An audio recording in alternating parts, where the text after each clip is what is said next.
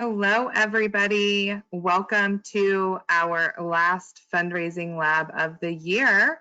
We are so excited that you could join us. I am with some wonderful people today that I'm going to introduce you to in a moment. While we're waiting on people to continue to log in over the next couple of minutes, I'm going to just do some house notes and get us kicked off. So I'm Jennifer. I head up the customer experience team here at QGive. And again, we're so excited for the last fundraising lab of the year. First and foremost, some house notes here. So we're going to do a fun little contest this time. We haven't done this in the past, but just to make it a little bit more interactive, we are going to ask that you live tweet along with us.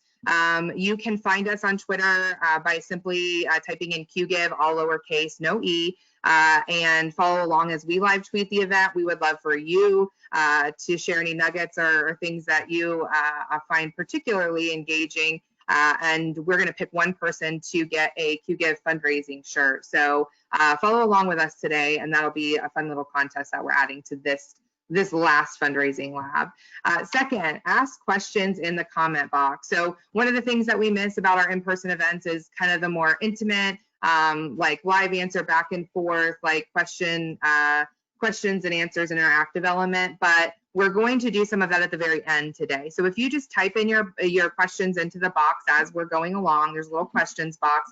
We're going to record those and do some Q&A with the entire panel at the end of the session today. We might answer some, during the other sessions and such as well, but make sure you find that questions box.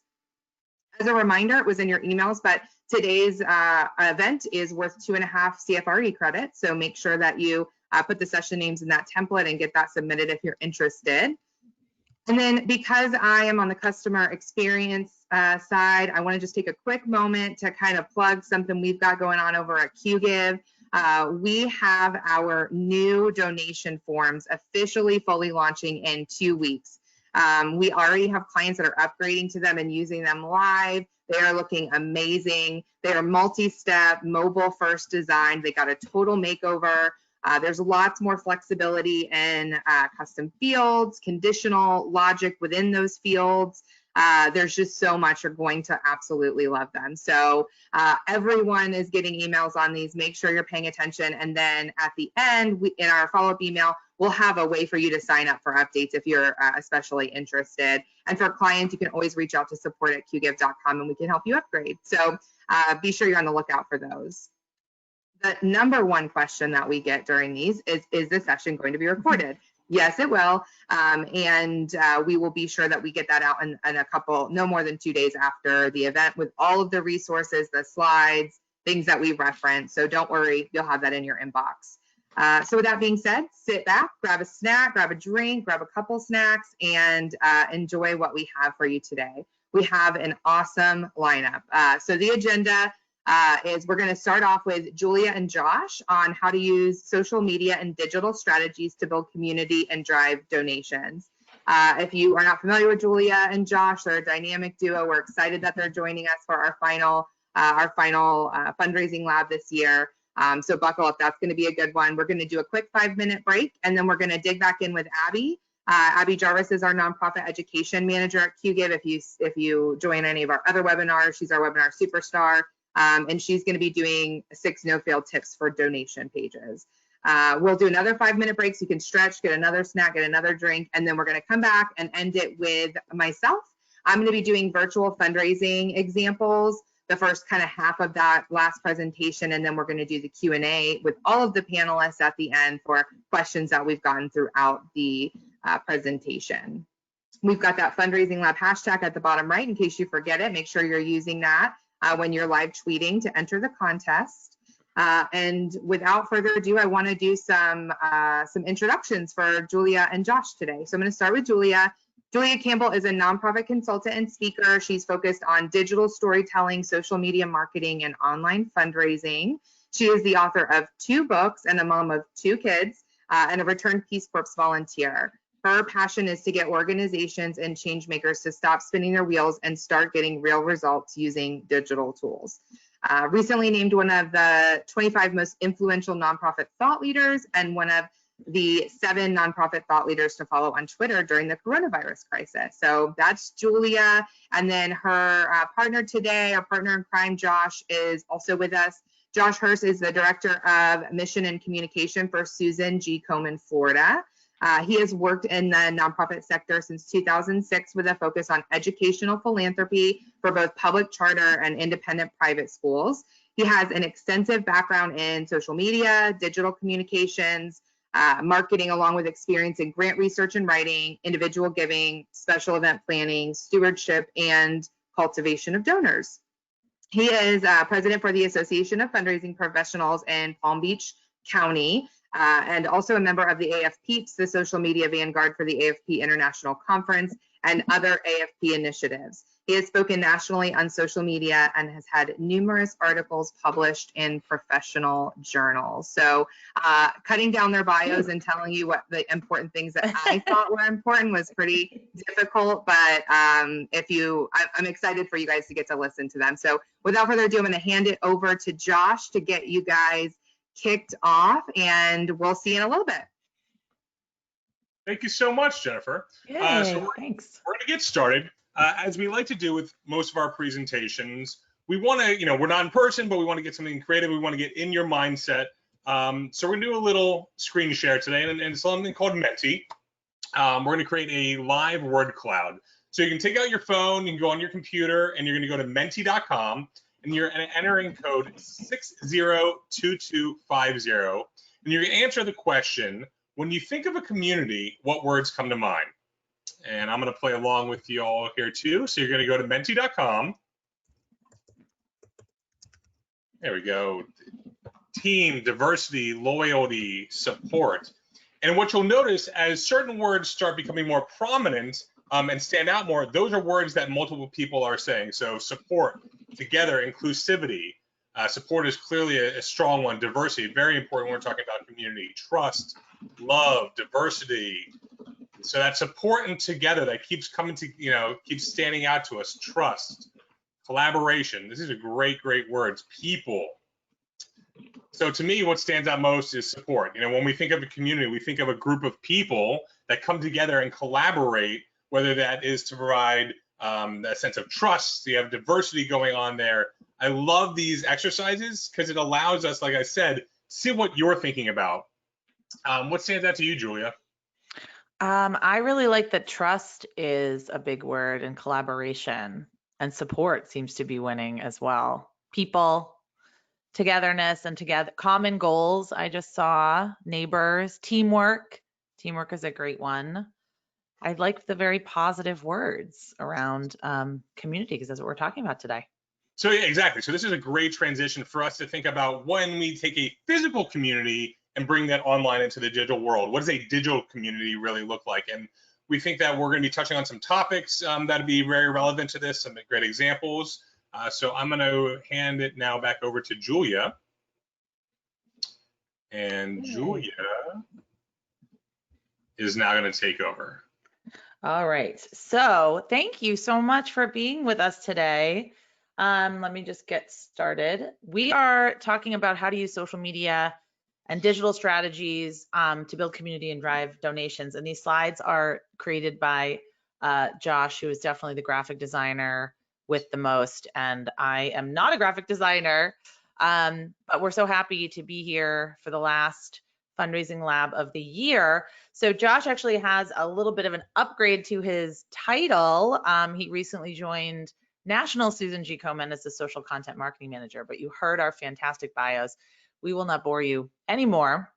We did want to share at least a GIF that represents us. So the GIF that represents me is, of course, Leslie Knope. She is my, well, I know that you're not supposed to say spirit animal. I don't really know. She's my soulmate, I guess you can say. And I asked Josh to find a GIF that represents him, and this is the one that he chose. I don't even know who this is. You keep telling me and I keep forgetting. It's Randy Macho Man Savage. Oh, right. Okay. Yeah, I know. I was alive in the 80s. Okay. So, yeah. So just to give you a feel of who we are, and then we also run a free, completely like no obligations Facebook group for nonprofits that we have like 12,000 people in there. It's kind of crazy. It's wonderful. So join us there if you have any questions. We have a lot of learning objectives today. So we're going to go pretty quickly through the slides. Josh always Joshes me, if you will, because I love slides and I make slide decks all day and I have 10,000 billion slides to show you. But I like to use a lot of examples, and he's going to go through a case study of really cool stuff that they're actually doing at Susan G. Komen around community. But the theme of today is how do we build community, not just push out promotions and not just use social media and digital tools as transactional things. Like how do we not use them just as ATMs or as a way to simply spew out press releases and a billboard and a bullhorn? How do we use them to build community? So I'm going to go over some trends, throw some stats at you, because this is a question I do get a lot. What's going on with fundraising right now? What's going on with digital fundraising right now? And then we will share specific strategies to help streamline and simplify your plan as we go into end of year, as we go into building our plans for 2021, which is so crazy. And we're always happy to show you tools. We've got some tools at the end. So we did the Menti. Thank you so much for participating. That's just one of our tools that we like to use when we speak. And I think it's a great tool to actually build community with your networks. If you're doing a lot of virtual presentations and living in a Zoom box like we all are these days. So what's going on with social media use in 2020? Well, as much as we all like to say we're quitting Facebook, that's really not the reality on the ground. 79% of Americans have a social media profile, and that's up from just 10% in 2008. And there's almost 4 billion active social media users around the globe. We're spending more time on social media for good or for bad because we are at home. At one point, there were over 1 billion people across the world under stay-at-home orders. So we are definitely online more than ever, seeking that connection. I like to look at trends in terms of how people are using social media. So it hasn't really changed the day-to-day use. Really, the platforms that are growing are Instagram and YouTube. That's the question that I do get a lot. What platforms are growing? Daily use on Instagram is growing. Daily use on YouTube are growing. And we'll talk about some specific examples and ways to use these platforms as well. Now, we're dealing with actually 5 specific generations, but there's 4 specific generations that I think we need to focus on when we are talking about digital fundraising or any kind of fundraising. We have a responsibility to reach and to cultivate and to nurture all of these different generations in their preferred way that they like to give, that they like to receive communications from us, that they like to hear from us. And we cannot write off the baby boomers and say, oh, well, all my donors are old. They're not on social media. My mom has 2 Instagram accounts, and my dad, I think, just signed up for Instagram. Not a big user of it, but wouldn't write them off. They're making purchases on Amazon. You know, they're shopping online, they're making donations online, paying bills online, using their smartphones. So I would not also make assumptions about Gen Z. Gen Z is poised to be the biggest generation and the most powerful generation since the baby boomers. So we can't make assumptions about these generations, but we do have to understand how best to reach them and where they are and the kinds of behaviors that they exhibit and their preferences. So we know this. Social media does skew a little bit younger, especially when you take into account TikTok and Snapchat. But, you know, 64% of 50 to 64-year-olds are on social media, 37% of 65 plus are on at least one social media network. So we just can't make assumptions about where our audience is and the kind of tools that they prefer. What I really think is interesting, the changing behaviors that people are exhibiting on social media. So it used to be that we would go and join Facebook to look up what friends and family were doing. And that was why we would join Twitter, and that's why we would join Instagram. But now people are actually using them in a consumer way. They want to network. They want to follow news and announcements. They want to research and find things. So in a way, a lot of the social media platforms are now being used like traditional search engines. So if you want to be seen and found and heard, you need to be using at least one of these platforms. We'll talk about how to choose a platform in a little bit. So does social media matter for nonprofits? Well, yes.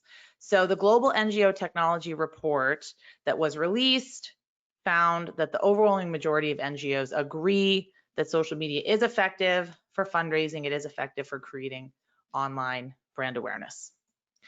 In terms of giving, so giving at year end, this is a huge, I wouldn't say it's a huge challenge. It's a huge issue and it's a huge question. Are people giving right now? And really they are. They're giving, and they're giving at even elevated levels, and smaller dollar donors, as we just found, and I didn't put the statistic in this slide deck because I just saw it, the Fundraising Effectiveness Project, they just released their Q2 report. They just released it this month, and they found that smaller dollar donors are increasing. And that's who we want to attract when we're talking about digital fundraising. You're not going to get that $1 million donor over your Facebook fundraiser. We're really talking about the small dollar donors that could be the sustaining donors that could then become a major donor. So philanthropy is rising. It just looks a little bit different, and there are different things we have to take into consideration, but you don't want to go silent right now. You don't want to ignore your donors right now, and you don't want to be scared to ask them for help when you need it. So there's a renewed focus on donor retention, which I am loving, because it costs so much less to retain a current donor than it does to scramble around and throw spaghetti at the wall and try to get a bunch of new donors.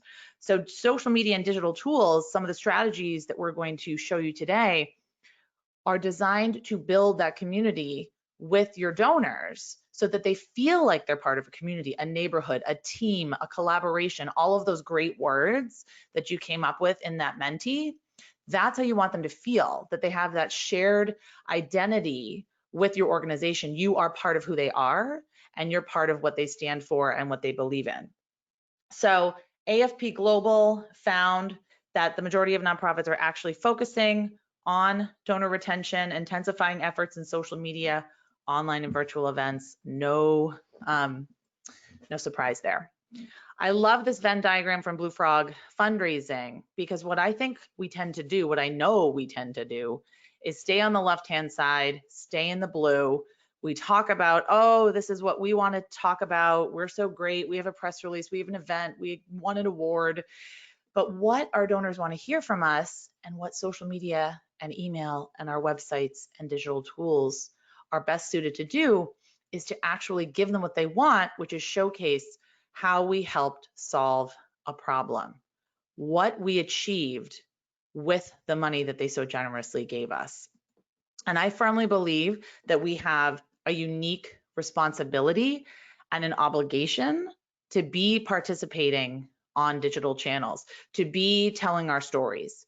Now, the Edelman Trust Barometer is an academic research study that is released every year, and they found that fewer than 50% of Americans trust nonprofit organizations, which I think is horrifying. I think they might have thrown government in there too, so that might have skewed the results. But what trust is at an all-time low.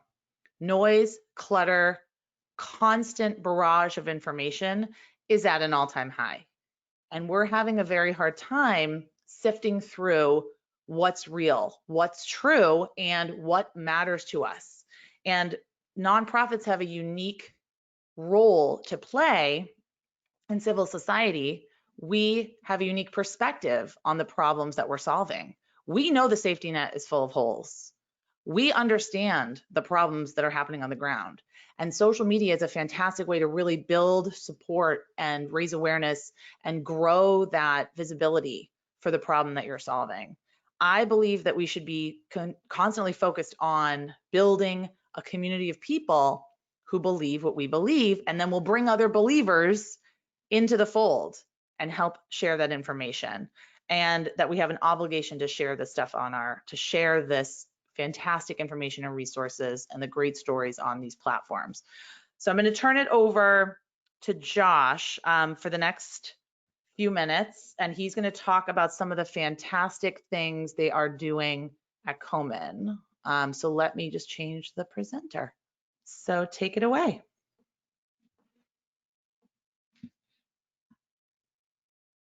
Oh, wait, I think you're on mute, or at least I can't hear you. And I was on mute, so Okay. Zoom bingo for everyone. As you can imagine, the loss of our entire race and walk series was a huge detriment to our organization. So back in early March, everything started going a little crazy with COVID. The spring season is very busy for Komen as far as our walk and race series. So everything was either postponed or moved to a virtual environment. Well, one of the big things about the whole race and walk series is this sense of community that we're able to build in person.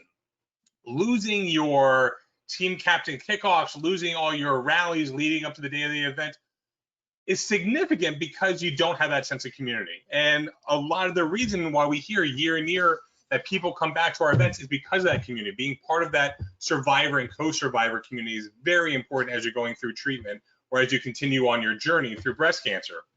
So we needed a way digitally to create that community, and we turned to Facebook groups for that. So each affiliate organization, because we're an affiliate model throughout the country, has their own online presence. So we needed a way to create those walkers and those runners and those co-survivors and supporters to come together. So we did it with twofold. We had our public-facing Facebook pages, so all the affiliates were pushing out content, while at the same time, our groups that were created for each event. So yes, you can create a Facebook event. Yes, you can have a page for your event, but it's a Facebook group that really allows for that sense of community, allows for that two-way conversation. And that's what's so important when talking about a digital online community. If I, as the brand, am constantly talking at you and putting out content, it's not the sense of creating the community as if you creating that user-generated content, which is so much more authentic. So this example right here was for our Cleveland More Than Pink Walk. It was I guess maybe back in August is when this event was. And what I want you to see is that very little content is actually posted out from the affiliate. So the affiliate putting on the event was Susan G. Komen, Northeast Ohio. And as we scroll through here, it's more of that content from those participants, from those team captains, from those high value participants, from those survivors and co-survivors that really made up this group. And that's what creates that sense of community. So we had a very concerted effort to do this. We had a 10-week social toolkit that we provided for our affiliates to, yes, this is the recommended post that we want you to put out, but it's more important for you to engage those supporters in your community. Make them moderators, make them admins in the group. So identify your top volunteers, identify your top fundraisers, your top most engaged survivors or co-survivors or breast cancer thrivers, and let them take an active role in the group, because that does a lot of things. It's building your support base of people that aren't the organization. That adds to the authenticity of what you're trying to put out, but it's also allowing them as an individual to feel extra worth. And it allows them to say, hey, I'm recognized for how awesome I am and what I add to this group, so let me be a voice for that community. So you'll see a lot of that content throughout here. And as you know, it's once again, very little content actually put out by the affiliate. It's more about the participants putting out that content. So as part of our whole plan, and something that is such a big part of the actual day of the event, is our opening ceremonies. So we produced a virtual opening ceremonies, gave this video to our affiliates and said, hey, here you go. This is, a 10 to 15 minute video that you can show at the beginning of your event that allows them to get that sense of, community. On the day of the event, we say, all right, here's the charge. Go out and walk 6,000 steps, because that was a recommended amount. We had an app that went along with it that tracked steps, that had your badges, so you were able to get that sense of gamification along the way. But one tool that we recommended was something called OBS. OBS is Open Broadcast Software Studio. It is a free platform that allows you to do live streaming. And as Julie was saying, going back to looking at the stats and looking at the engagement, well, one of the projects that I've been working on for Komen is looking at our COVID-19 KPIs, key performance indicators from the analytics standpoint, versus pre-COVID-19. So I did a year-over-year comparison, and right now, video content for us is blowing it out of the water. And a lot of it has to do with our content strategy. We're focusing very much more now on Facebook Live and live streaming and getting that content to you because you're home, because you're either working from home like I am, living in this Brady Bunch world that we are. But having that concerted content strategy based upon your analytics grows your community, grows your sense of community from both a KPI standpoint, but also that sort of information that you're able to share. So as I mentioned, we use something called OBS. Or at least that's the one that's recommended. So yes, you can do Zoom to do live streaming, but what's so nice with this software is that A, it's free, but it allows you to do a lot of different things. A, you can create like custom graphics. So here we are with this one. You can see that it was sponsored by Giant Eagle Swage Lock. We have your call to action, submit your photos and stories to this email address or send us a message on Facebook. We have our looping graphics here, and then later in the video, let's jump ahead. We have some more promotional things telling you about the Power of Pink Week. Hey everyone. And then we actually get into the video, and I'll just All right. mute this because we don't need to hear him actually talk. But this once again was used by OBS. It's a very friendly software. It's free. It has all kinds of online documentation and YouTube video to produce a really high quality piece like you see here from the bedroom of your home. You don't need a full production studio. As often as I say, all you need is this right here, and we're all high quality reporters.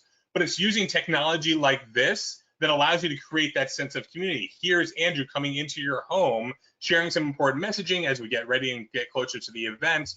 And it really isn't hard to do, but it's that sense of a little higher production value that gives it more authenticity to create that great high quality content.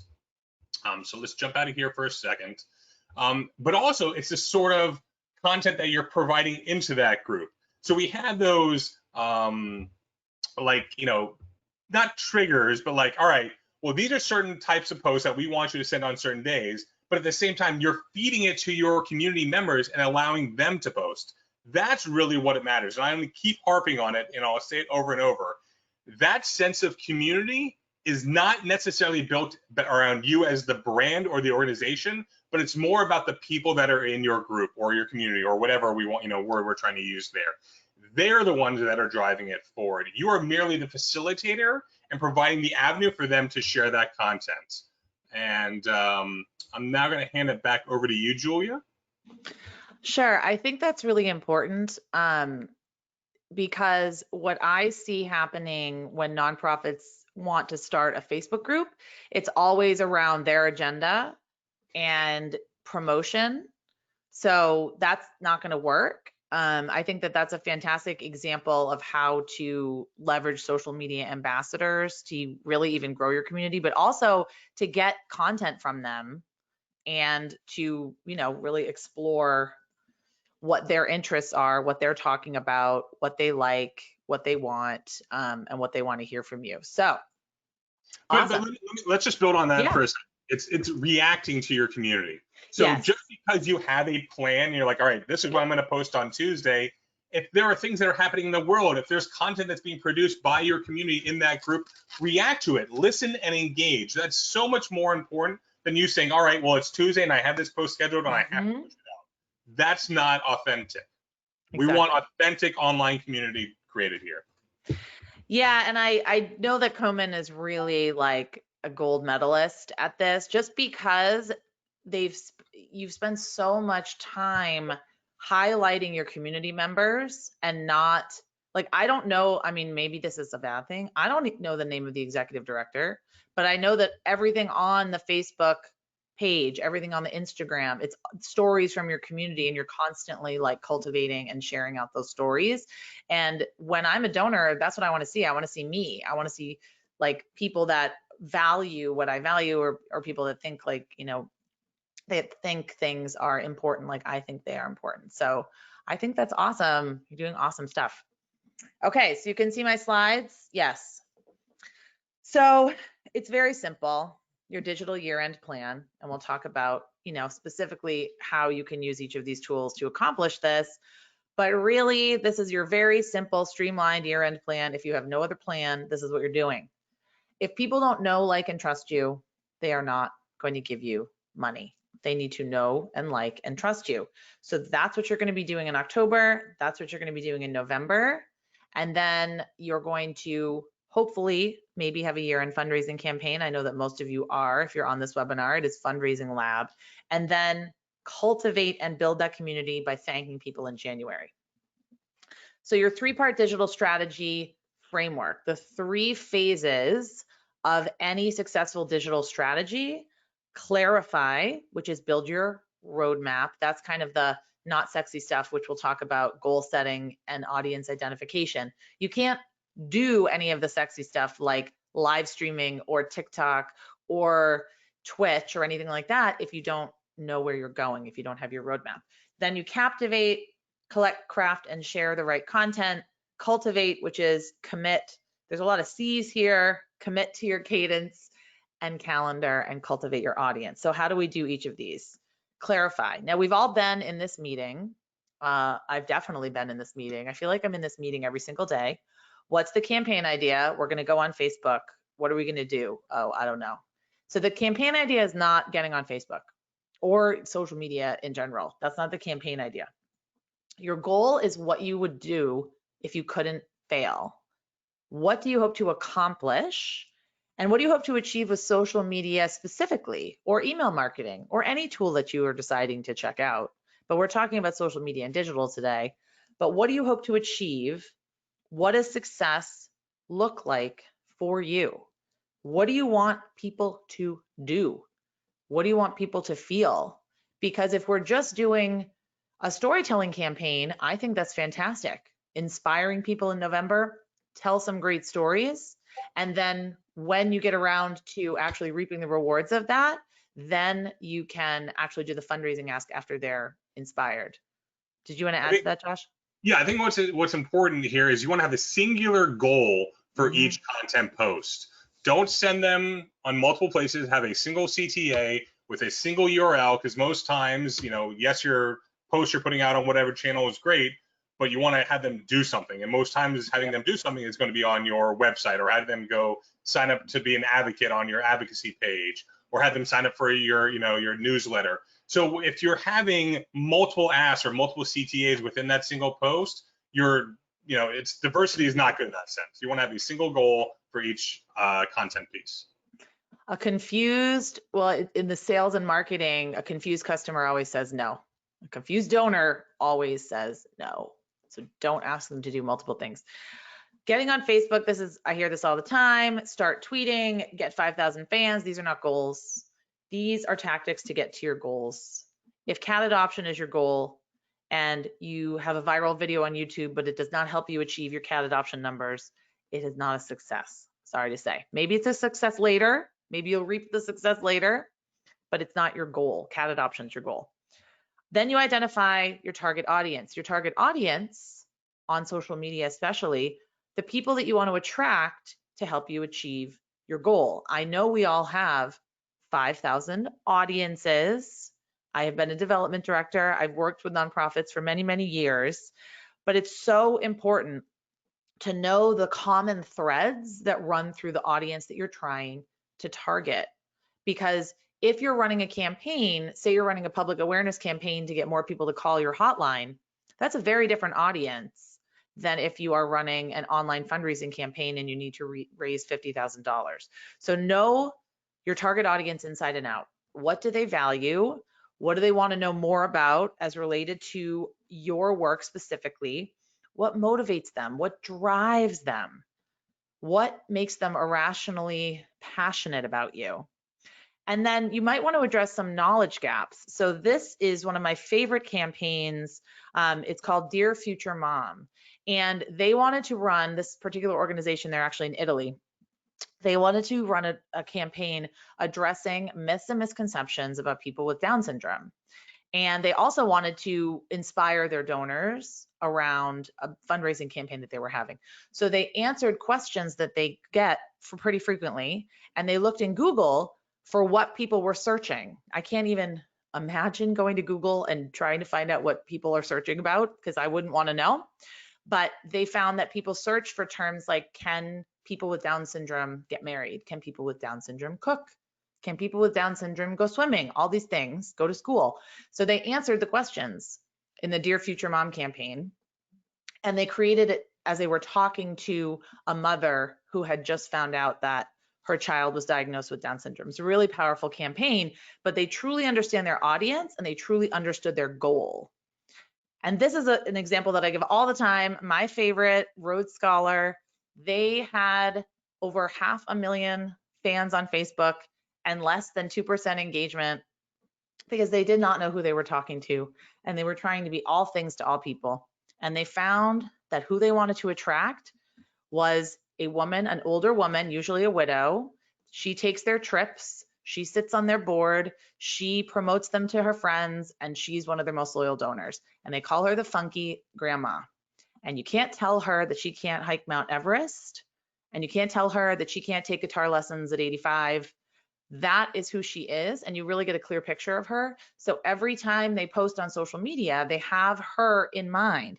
Now, that doesn't exclude other people from liking this. It just lasers in on the type of person they want to attract, and it's going to get you 10x the engagement. And certainly they did triple their engagement with that particular campaign. So once again, knowledge gaps, what do they know about you? What misconceptions? What are some obstacles that they might have for getting involved with your work? And then what you want to do after that, you do your goal, you do your audience. Only then can you choose your platforms. Don't start with platforms first. Don't say, I want to get on Instagram. You need to know why, and you need to know who you're trying to target. So which online platforms are going to help you reach your target audience and get them to take the action that you desire. And those are the platforms that you work on. Don't be afraid to break up with social media platforms that are not working. Now, Yeah, I really hate infographics like this. Oh, because I was just going to talk about how each platform is its own country. Perfect. Do you I'll want to let you chime talk in, about Josh? that. Yep, you can share that and then I'll jump right in off of that. So that's my point in sharing this infographic. I hate these infographics, but I wanted to say we can't rely on automation. We never could, but we especially cannot rely on automation right now. What works on Twitter might not necessarily work on LinkedIn, might not work on Instagram, might not work on Pinterest. Every channel is its own country. Okay, So, did you want to say something? Yeah, so beyond it just being its own country, you need to have that content strategy specifically for each one. So for Komen, we have a much different B2B strategy for LinkedIn than you might imagine for Instagram. And same thing for Facebook. You have to know your audience, know who you're talking to. So it comes back to the analytics. Use the tools available for you. So Facebook has some great, native insights. Twitter has some good tools. LinkedIn as well. Instagram has some good third-party tools that you can use for analytics. But as you're crafting your message, keep in mind, how are you not only talking to your audience there, but what are the best uses of that platform for them? So for example, Instagram is a very visual medium.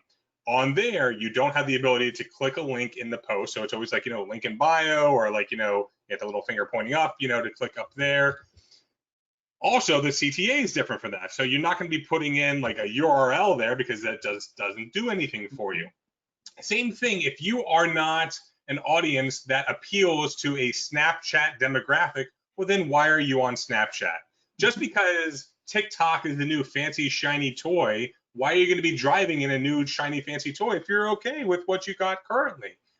Just because something is out there, it doesn't work for your audience. You have to know your audience. You have to have that message content specifically tailored for them and use it appropriately for that channel. Exactly. So Giving Tuesday is a great example, actually. They struggled to, they didn't know if they wanted to get on TikTok. And then finally they decided, you know what, we really want to reach young people and we want to make giving cool and we want to talk about philanthropy and we want to reach influencers. So it was the perfect place for them. But they created a strategy based on these questions. So it's not even enough just to have an overarching social media strategy. You've got to have a platform specific strategy and an email strategy and a website strategy. That's why you might want to be on fewer platforms. You might want to be in fewer places. Okay, so captivate. That is the second phase. We're going to talk about my favorite, Aristotle, who is the preeminent thought leader on persuasion and influence. He wrote that in order to convince people to do anything, you need to have ethos, pathos, and logos. You can easily, well, maybe not easily, but with a little bit of hard work, you can create these on social media channels. Ethos, credibility, branding, reputation, consistency, accessibility and transparency, answering questions. Why should we listen to you? Why are you a trustworthy source? These are all things you can answer with social media. Share stories of your staff, how long they've worked there, how dedicated they are, your volunteers, your community partners. All of that helps build ethos, which is credibility. Logos. This is the logical rationale. Now, we like to think we're logical beings. Of course, we are not. What we do is we make emotional decisions and then we rationalize it with logic and data. But there's no reason not to share data on social media. It certainly can't be the only thing that you share. If you're sharing a combination of these three main pieces of content, then you're going to give your audience a very balanced diet, and you're really going to help paint that picture of your organization that you want to paint. So with logos, with the logical rationale, this is where you talk about the problem. Why is this issue important? Why is this story vital to understanding this issue? What's the problem? And does the evidence support you? Is this actually something that's worth solving? And we all know that. And this is where you get into facts, statistics, citing authorities, and case studies. All of that is great to share on social media. While data makes people think, emotions make them act, especially around fundraising. So you can't rely too heavily on credibility and logic. You do have to incorporate the emotional appeal. And this is challenging. This is the most challenging for organizations. And I know already a lot of you, I'm sure, are writing in the questions. We don't have stories. We can't get stories. We have confidentiality issues. I completely understand that. And I'm going to share how you do that while still respecting the dignity and integrity of your clients and doing it in an ethical way. I've worked in domestic violence, I've worked in rape crisis, and I've worked with human trafficking organizations. I very much understand the issue of ethical storytelling and confidentiality restrictions. This is Plumber Youth Promise. Who will come to my graduation? That was the subject line of the email. Another email they sent a few years ago, who would come to my funeral? That one I opened up and sobbed when I read. That's the emotional appeal. That's the why. That's the inspiring. That's making me proud to support them. No matter what school looks like this fall, food banks will continue doing what they do best, providing meals to kids and families in need. There's that emotional appeal, that emotional pull. But I warn you, oh, do you know what? I saw in a webinar that I did the other day, several people didn't know this commercial. So maybe I'm just super old, but don't just pull heartstrings. And if you don't know this ad, just Google Sarah McLachlan, ASPCA, and it will ruin your day, I guarantee it. What the ASPCA found was that it was incredibly effective when it first came out, because it pulls the heartstrings and it really, you have to get out your wallet when you watch this ad, but then it has a numbing effect. And then people actually get angry that they're being made to feel guilty over and over and over and over. So don't just rely on pulling heartstrings. Tell these happy stories, especially right now. We all need happy stories right now. We need happy, positive stories that inspire us and make us feel proud. And those emotions are powerful. Those are hugely powerful emotions. Pride, feeling like you're part of something bigger than yourself, feeling like if you give, it has meaning, hugely powerful. Nobody does it better than Charity Water in this respect, because when Scott Harrison started Charity Water, he made a conscious decision. He said, all of the nonprofit marketing out there is very exploitative. It's very unethical. It's showing these kids with distended bellies and flies around their heads, and I'm not going to do that. I'm going to show the power of what water can do. Mercy Ships the same way. They serve thousands of kids with goiters and cleft palates. They very, very rarely share those photos. They share the impact. They share what happens as a result of their work, as a result of your support. Cabrera School for Girls. Also, you don't have to write this story. You don't have to be a copywriter. you just need to think a little bit like a journalist and ask the right questions and have an eye for a story, which is hard. It is a learned skill, but you do not have to be a professional copywriter to write great content for digital. Also, have fun. So one of my favorite memes is Skeletor in love. I love Skeletor in love.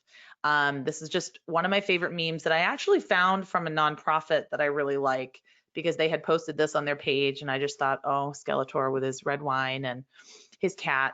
But remember when social media was fun? Do you remember that? I mean, I know it seems like a really long time ago, but it used to be fun, and it should be fun.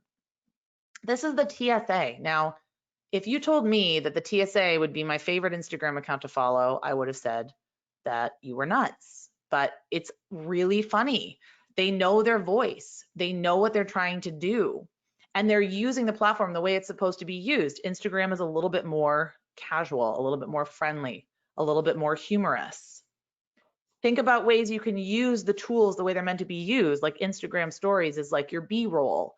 Facebook stories is your B-roll, your behind the scenes. Think about having fun, providing value. It doesn't always have to be a doom and gloom story, or it doesn't always have to be statistics and data. So Also, it could be, oh yeah, sorry, you want to add to that? Yeah, I just want to jump in. Social media is about having fun. Absolutely. We're all fundraisers for a reason, to bring the fun back into it. But you have to be cognizant of your organizational voice. So you don't want to strand from that brand voice that you've established. The way that you personally use social media is going to be different than your brand. So yes, you might want to react with a GIF and say something cute. If that doesn't fall in line with your brand voice, it's not going to feel authentic, is the word that I've been using all day. So yes, it's important to be part of it. It's important to have fun with social, but don't stray from who you are as a brand or organization. Exactly. I mean, if it's that's why you really have to have a sense of your strategy and what you're trying to achieve and what you're trying to accomplish. And I think a great example is the IRS. Another one who knew that the TSA and the IRS would be examples in my slide deck. But the IRS, they use each platform very specifically to target a very specific audience. So they use Instagram to target a younger millennial, Gen Z audience, and talk about scams and talk about things you might not know about tax season. They use Facebook to talk to tax preparers. They use Twitter for news and announcements. So they're using each platform, and they have consistency in content, but they have a little bit of a different voice and a little bit of a different feel on each of the platforms. Okay, our last piece of the framework, the third part of your digital marketing strategy, especially at year end or even in 2021, is cultivate. So you've spent a lot of time defining your goal, defining your strategy, defining your audience, and creating and collecting this fantastic content. Now, what are you going to do with it? Now, I'm sure Josh is horrified by this, because he uses some crazy fancy calendar that looks like, wow, I saw it on the back end the other day, Josh. I don't know if you want to show it to us, but I don't know if you do. It's a lot. But that's the way he likes to work. I prefer a simple Google Sheet or a simple Excel spreadsheet. Mostly for most of my clients, this is what works. And the reason I like to do it this way is you can easily see each of your platforms, and you can easily see what content you have going out that week and how you can repurpose it. So if you're writing a blog, if you have an email campaign, how can you repurpose those bigger pieces of content throughout the week or throughout the day? So this is just an example of a calendar that I created with a client. Very, very simple. They are not on a lot of things. They don't post every single day. I don't think you need to post every single day, but you do need to find your cadence and your consistency. And the other thing I want you to encourage you to do is repurpose and recycle. Josh, did you want to say something? I'll play off of this one once you're done talking. Okay. So one great story, one piece of content. Now I'm thinking you can repurpose Instagram stories into your blog. You can repurpose your blog into a YouTube video. You can repurpose a LinkedIn post into a slide deck. There are so many ways that you can mix and match and repurpose and recycle. What I don't want you to do is reinvent the wheel constantly and get very, very stressed out and very nervous that you have to constantly be churning out all this perfect content. And I even encourage you, if you have a really great post that has resonated and it was a few months ago, then by all means share it again. Yeah, there's nothing wrong with repurposing your content, looking at your analytics, seeing what performs well, and bringing it back another time. Tell that story in a different format. So, Yes.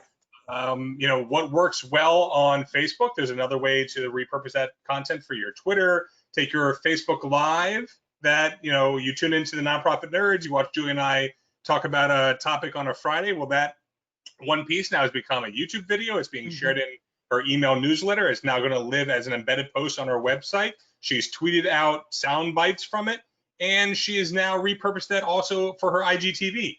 So you take one piece of content, look how it applies to the other channels, because once again, each channel is its own country. Using that channel properly with that content is what matters. So you're not sitting there creating 10 pieces of content. You're creating one great piece of content, but repurposing it properly for that particular channel. And this is hard if you're like me and you have 10,000 ideas and your brain is like a pinball machine where you have 50,000 pieces of paper with tons of ideas written on them. So it's hard for people like us, but it's definitely better because you want everything to tie back to that goal and everything to be laser focused on your audience. So just to wrap up, and we will be taking questions at the very, very end. So after the break, after Abby's presentation, just to reiterate, we wanted to share some of our favorite tools. Of course, there are 10 million tools that we know and love, but what I wanted to just really make very clear is that your social media studio can really be your phone. It really can be your phone. There's so many powerful things you can do with your phone. So we're going to give you 6 tools that we can't live without, tools for every digital fundraiser's toolbox. Mine, I'm sure you've heard of, but when I'm asked, what tools can I literally not live without? Canva is number 1. Canva, I know now, actually, they just opened a social media management platform. So you can design your graphics and your content in Canva and then schedule it out via Canva. So Josh, have you used that, the social media management? I haven't. The scheduler? I haven't used that feature in Canva yet, but you know, I've got. It is great, but you know, I've got a new one that's better than Canva. That's rolled out. Okay, well, we'll hear about it. Oh, wait, yes. Did you put it on your slide?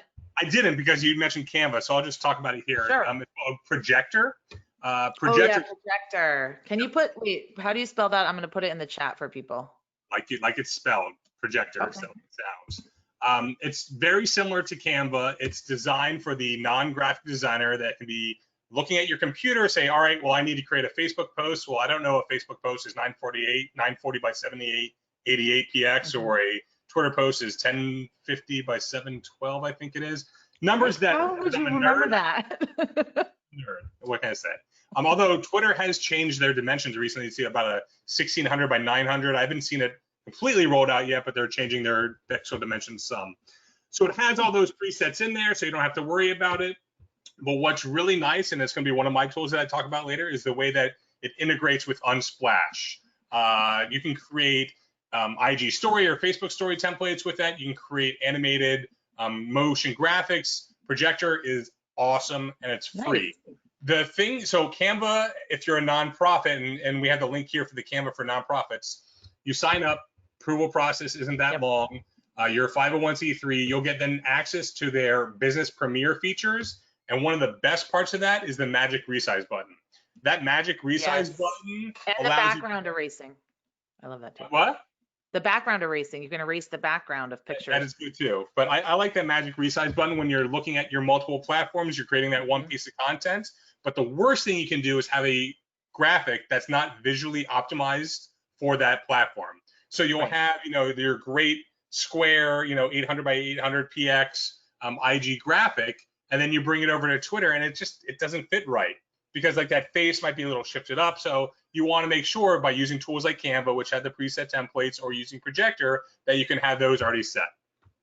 Yeah, that is very cool. And Canva, I love it, but I do find that it's getting, so many people are using it that it is getting harder and harder to find like original templates that no one has used. But I still love Canva. I will love it till the day I die. Animoto is another one that I absolutely love. You can get it on your phone. I love it because it's a video editor that just is like plug and play. You can put little clips of videos and make a montage. You can upload 20 photos and make an animated video montage with sound. You can do text overlay. It's a little bit of a learning curve, but once you know it, it's so easy to create these really professional videos. And also they have the ability to resize them automatically for Instagram, for different platforms. And then in terms of a scheduler, I really like Later. So I have Hootsuite, I have Buffer. I think a lot of people are familiar with those two scheduling platforms, but I have the paid version of Later because you can schedule videos, you can schedule IG stories, if you manage a bunch of different Instagram accounts. I just like it better than Facebook Creator Studio, which I know is free, but it's never worked for me. And I always try to upload a video and it doesn't ever work. So I prefer Later because you can see them also in a grid as well. Right. So those are my tools. The free version of Later allows you, because once again, we're nonprofits, we have no budget for marketing, so we have to use what free tools we have available to us. With Later, it allows you to schedule 30 posts per month. It's what's nice is that you can take all your graphics and your pictures and upload them to the media library. Then it's just literally dragging and dropping them onto the schedule. Another great feature on there is the suggested hashtags go for the paid version, but you can have a preset set of hashtags. So depending on your content and depending on what audience you're talking to, you can very easily just click a button and drop those in there. So you're not worrying about each time typing them out or copying and pasting from your notepad. On the paid version of Later, it allows you to take that set of preset hashtags and drop them into the first comment. So it's not, all disjointed in your post itself. All right, so my 3 tools that I can't live without, and there's so many more, but I like trying sharing different ones each time. Unsplash is one I'll always share. So we always need that stock image. I hate stock imagery. Stock imagery looks fake, it feels fake, it's not authentic, but sometimes we just have no choice. So Unsplash is a royalty-free site that has not the same catalog that Google Images does, but anytime you sit there and you search for fundraising or volunteer and you got a picture on Google Images with everyone with their hands in the middle and they're all wearing volunteer. Or the heart, the little heart with the flower. The flower growing out of the hand with like we all see the same. So don't use that. And don't search for a noun or a thing. That's a good pro tip. When you look for stock imagery. What you're searching for is that emotion you're trying to convey. Search for that adjective, search for that adverb, search for desperation, love, enjoyment, excitement, something much better than boy holding a balloon. Like that's just not going to get to it. Because what you're trying to do when you tell content or when you're trying to tell stories through your content is elicit emotion. You want someone to be so moved that they see that CTA and they're going to click yes. I'm going to go to your website. I'm going to sign up to be an advocate for you. So there's nothing better than Unsplash. As I mentioned before with Projector, Projector integrates natively with Unsplash, so you don't even have to leave the platform to look for your stock imagery. Love, love, love. The next one. We got 2 minutes. 2 minutes. All right, quick. YouTube audio library. As we know, Facebook likes to shut down your Facebook live streams if you're using copyrighted audio. If you need to find audio that's royalty-free, public space domain, YouTube audio library allows you to go on there and you can search by mood, you can search by category, really, really great content. Last thing I want to share is Otter, otter.ai. This is a tool I learned about from my friend Dave Tinker. Oh, Dave, I love Otter AI. Otter is awesome because what it can do, it can auto transcribe your videos. So you take your MP4 file, which is your video, you upload it to Otter, the little magic does its magic things, and you get back this text document of timestamped your video. Now, if you pay for the version of Otter, you can get an RST file, which is that file that you would then upload natively to YouTube or upload natively to Facebook, and you automatically have your captions in there. Yep. Yes, YouTube will auto-generate captions. Yes, Facebook will do it, but it's a computer, and it's not always accurate. So even with something with like Otter, you want to make sure that you go back and check that it's actually accurate for what you're trying to do. I love that. And then especially if you do video, you can put the Otter AI transcript on your blog with the video because of the SEO, the search engine optimization. So if you have a podcast or anything that has audio or video and you're putting it on your website so more people can find it, make sure that you're putting the transcript so that you're getting those words there as well. All right, so I know we're at 3 o'clock and we're about to take a break, but maybe just for 30 seconds, we would love to know which tactic are you most excited to try out first? Please type it into the chat and share it with us. I'm going to make Abby the presenter, hand it over to her, and I think we're gonna take a 5-minute break. So thank you so much. We are taking a 5-minute break. Thank you guys. I don't run a nonprofit and I have like 6 action items from your presentation. So great job. Hope you guys have actionable takeaways. We'll be back at 3:06 with Abby and stretch, get a snack, and we'll see you in 5 minutes. Thanks.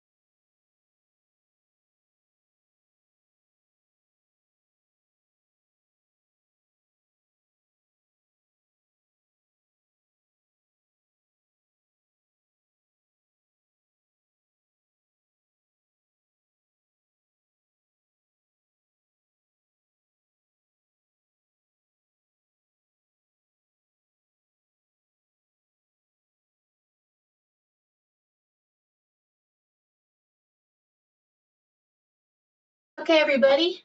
I know you have hopefully had a chance to grab some snacks, grabbed a drink, maybe sat back and kind of digested some of what Josh and Julia shared with you, and are getting ready to learn about our 6 tips for year-end fundraising forms.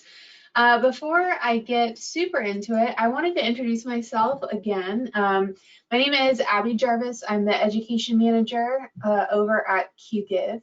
And I've been with QGive for a little over 7 years. It'll be 8 in January, which feels like it has not been anywhere near that long. And the thing that I do at QGive is focus heavily on researching and understanding best practices for nonprofits and understanding how donors operate and why donors think the way they do, and then sharing that information with nonprofits like you and kind of turning that information into really simple, actionable things you can apply to your fundraising strategies to make them more effective. I am, among other things, on the board for a local nonprofit. So this is something I actually do outside of QGive as well.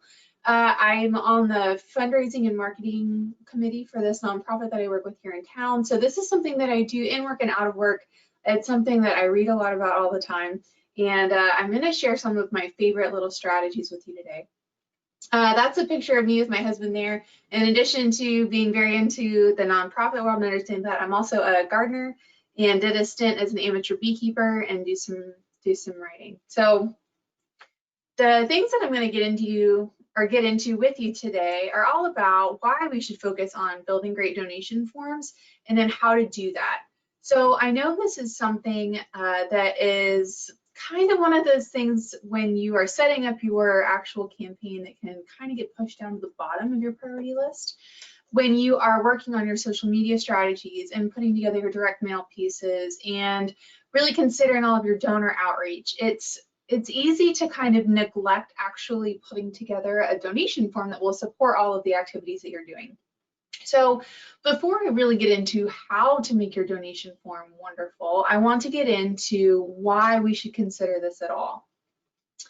I actually learned this little number here that 54.8, so almost 55% of donors prefer going online to make their donation when we were doing some research for the new donation forms that are coming out. That kind of surprised me. So if you all are familiar with our generational giving study, you know that a lot of different donors from all different kinds of generations will actually go online before they do much of anything else to support a nonprofit. What they do then is they will look up your nonprofit either because they saw you on social media or because you sent them a direct mail appeal, and they'll go to your donation form to support you. Where I want to focus your attention today is on the next statistic, which is that a little over 80% of people who actually land on your donation form won't actually make a gift. So there are lots of different reasons that we'll get into for why they maybe don't make a gift, but what I want to help you understand today is how you can set up your form and design it to kind of bring that number down. So we're going to bring down the number of people who land on your form and don't give, and increase the number of people who land on your form and convert to becoming donors. There are 3 really base ways to do that. So 1, you want to build trust between yourself and your donor, and I'll go into what that looks like here in a minute. We want to reduce anxiety, which is not necessarily conscious anxiety. I'll look at that with you. And we're going to remove friction. So just for your background, friction, when I use that word, is really referring to anything that could happen between when your donor lands on your form and when they give that prevents them from making that gift. So anywhere they get kind of stuck and there's a little friction that prevents them from moving forward, we're going to look at how to remove those obstacles so they actually do give. So this is a little kind of overview of what we're going to look at today. I'm going to show you a lot of examples. I'm also going to show you a mix of examples. So Jennifer referenced earlier that in 2 weeks we have our brand new forms coming out. So I have some examples of our new forms. I have some examples of our legacy forms, and there are going to be custom forms. There's going to be a little bit of everything. And this is what we're going to go over. We're going to go over how to make your donors feel great with some heartwarming design elements. We're going to look at what makes your donors nervous and how we can make them less nervous. We're going to look at how you can use what I've heard called empathetic fundraising to raise more money, how you can put yourself in other people's shoes to kind of understand where they get stuck and what inspires them. And then how to finally make the actual donation process very easy so your donors aren't kind of intimidated or irritated by long, complicated giving processes. So the first thing I'm going to talk about is making it mobile. And just out of curiosity, type yes into the chat box if you are sick to death of me talking to you about mobile forms. I know I talk about mobile all the time. I know others talk about mobile all the time. So if you are kind of rolling your eyes when you hear me say make it mobile, I understand. But I repeat it because it's very important. Oh, someone says no, they're not tired of it. Good. I'm glad to hear that. I feel like I talk about mobile a lot, but I talk about it because it's important. And there are a couple of specific reasons it's important. So one, when you are looking at your donation form, do you have to look, so Lisa asked for a clarification. Mobile giving isn't text to give when I talk about it right now. When I say mobile friendly or mobile forms, I'm mostly talking about making a donation form that is easy to use when you're on your phone. So if you have to go shopping and you are going on Amazon, if you have to pinch and zoom all the little fields to put your name and your phone number and your address in, that's going to get irritating for you and you're going to feel some friction. You're not going to want to go through that process necessarily. So when I say make your donation form mobile, I mostly mean make it so anyone who's accessing your donation form, either on an iPad or a cell phone or whatever they're using, it's easy for them to donate. There's not a lot of pinching and zooming, not a lot of scrolling. A way you can understand if your form is really mobile friendly is by giving it a try yourself. So use your iPhone, maybe borrow your kid's Android, or maybe that's reverse. I know the kids are using iPhones these days. Try using someone's iPad. The best thing you can do is make sure that your form is easy to use on any donation kind of tech you have. So those are your first things. Check for pinch and zoom, don't want that, and then test it. And the reason this is so important is for a couple things. So one, we know that mobile traffic, so traffic on the internet that's coming from a mobile device as opposed to a desktop or a laptop, now makes up more than half of all internet traffic. So if your donors are on your donation form, more than half of them are probably on their phones or an iPad. The other thing is that Google loves mobile websites and donation pages. So if you are focusing at all on like SEO strategy or getting people to go on your page, you can really help yourself out by making your donation form and the rest of your website mobile friendly. We also know that mobile donations are increasing. Donors are giving on their phones. So we saw them more than double from 2017 to 2018. So I know that trend has continued. They have continued to grow. So people are giving. So don't worry about maybe investing time or money into making your form mobile friendly because that money and that effort will certainly pay for itself. And the other thing is that just making your website and your form mobile friendly can increase your donations by over 200%. So again, any time and effort you put into making your form and your website mobile friendly will pay off. People are accustomed to giving online, they are ready to give online, and they are actively doing so. So where do you start? Type yes in the chat box. I'm just curious to see how many of you have your forms already mobile. Are you guys already doing that? Awesome. Yes, a lot of you have. Perfect. So if you haven't, if you're some of the people who are typing in yes, you don't have to like get super into this, although you will get a couple pointers. If you are not typing in yes, here's where you can start. So first, talk to your host or your webmaster. You probably have the option now to convert your site to a mobile-friendly format. They're becoming more and more popular and more common, and you can certainly convert it over with the help of your webmaster or site host. Another thing you can do is talk to your graphic designer. You will be amazed at the wealth of knowledge those graphic designers have at their fingertips.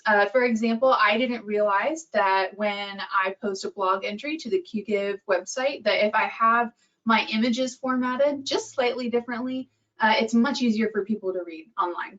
So your graphic designer or whoever is helping you with your design can show you little tweaks like that that will make your website and your donation form much easier to use. Double check your donation form settings and talk to your fundraising service provider to see if your donation form is mobile friendly, and if it's not, how to get there. If you are using QGIve already, here's a little tip.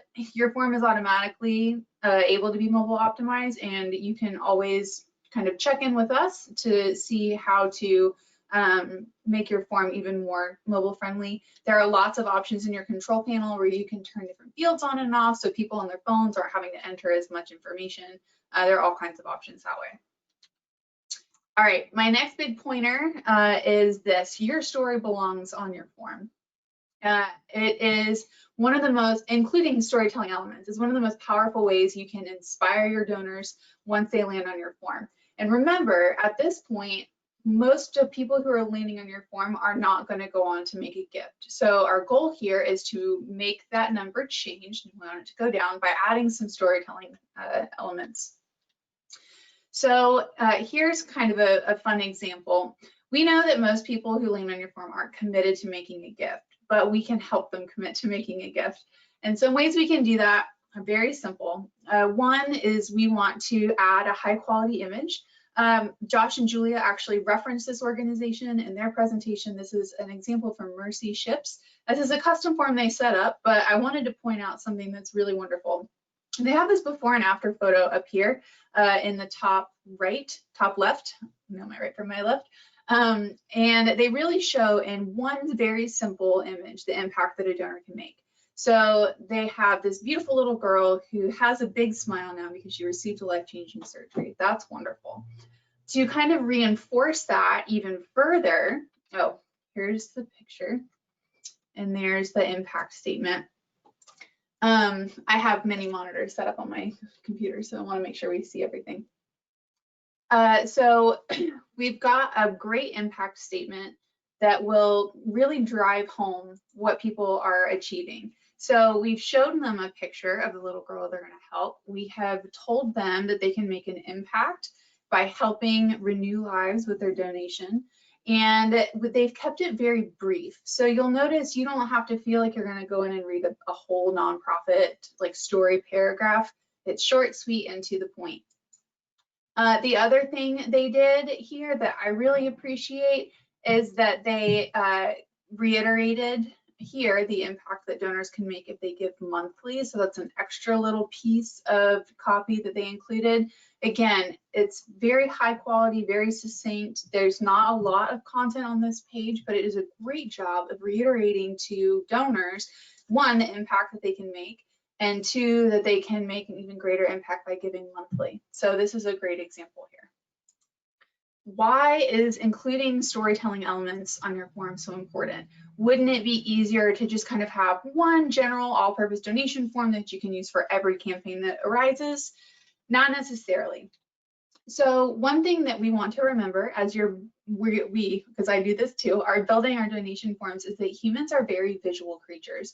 We love pictures and we connect with pictures. We also know that donors really connect with the people that they want to support. They don't want to support a cause, they would rather support a person. So by showing a person or an animal or a group of people sometimes, by showing those people to your donors, they can see face to face the people who will be positively impacted by their support. We also want to make a tangible difference, and that's important to remember. So the idea of making a difference is really powerful. The idea of making a very specific difference is even more so. So by telling your donors exactly what they will achieve and by making that as tangible as possible, you can inspire people to give more readily because they know exactly how their money will be used. So that's a very important piece of storytelling information to include.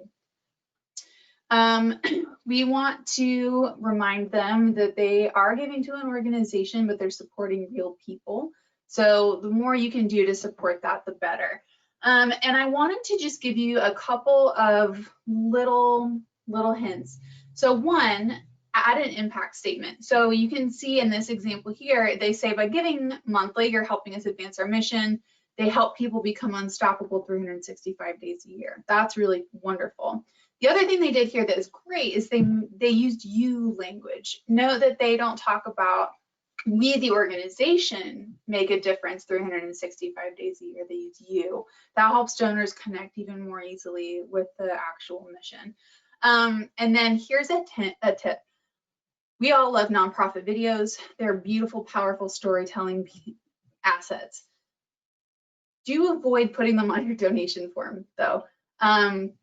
Save that for your thank you page or for an appeal, but don't put your fundraising video on your form. Doing that can distract donors. They get really wrapped up in the video. They get really emotional about it. They go looking for other stories, and then they move away from your donation page. Our friends over at Next After actually found that adding a video to your donation form reduces the number of people who give by 500%. So add that to your thank you page or to your Facebook or somewhere else. Josh and Julia gave you tons of ideas about where to share videos. Just don't share them on your donation form. Instead, what you can do is add a fantastic image to include at the top of your form. We know that pictures that do best involve individuals who are making eye contact with the camera and smiling. So look for pictures like those. Brainstorm a powerful impact statement. You can do something here, help more families like Sharon and Trey. That's very powerful, and it's very succinct. So remember, keep it short and sweet and let donors know exactly what they're going to achieve. The other thing you can do is talk about how the donor will make a difference, not you. Like I said on the previous slide, we know that donors give to people and not organizations, and they want to know that they can make a tangible difference. So remind them that they, the donor, not you, the organization, are going to do something wonderful with your donation. Tip number 3 is to pay attention to your donation amounts.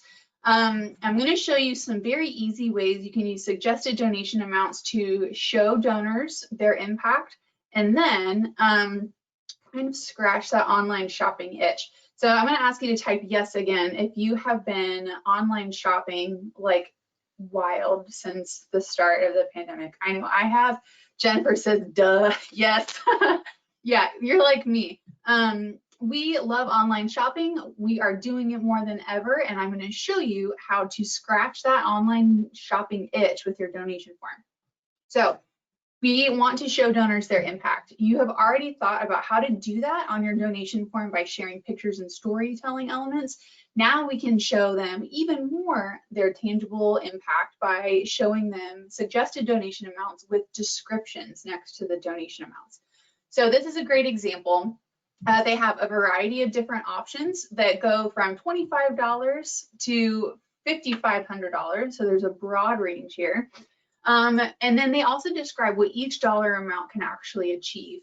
So if I'm landing on this page and I decide, oh, I'll give like 20 bucks, but what is that going to accomplish? I can look over here and see that for $5 more, I can start making a big difference. If I'd landed on here and decided I was going to give maybe $50 or $60, I can see, okay, I could do that, but if I jump up just a little bit to $72, I could support a therapy horse for a week.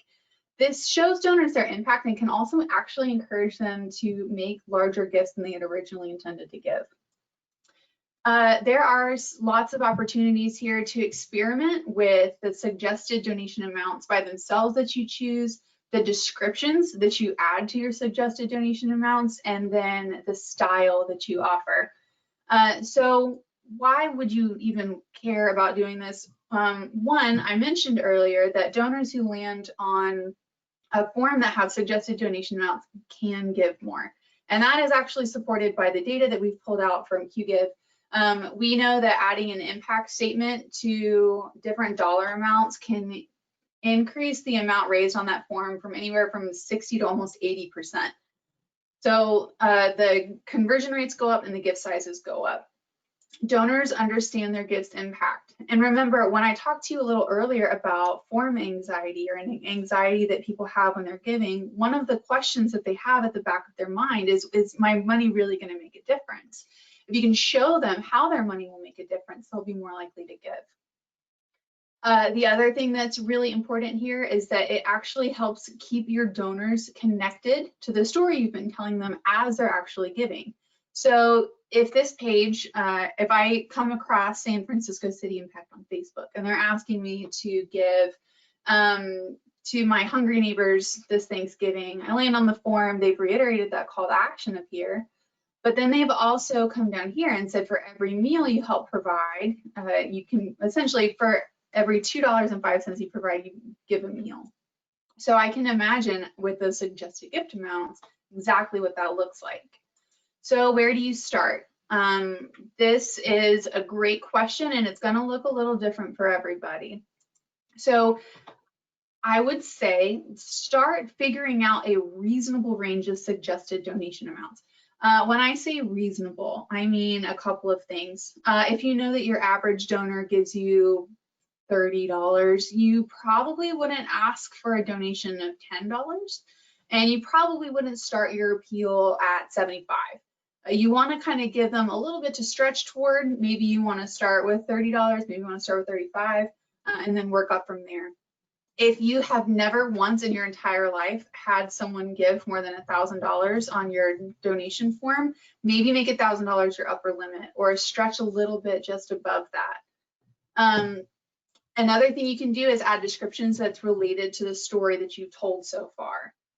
So this is actually one of our new form examples that shows a little bit of what donors can accomplish. They've been talking in this instance about support sessions and seminars for people who are suffering from Parkinson's and whose families support them. So these suggested donation amounts directly tie back to what they've been asking for.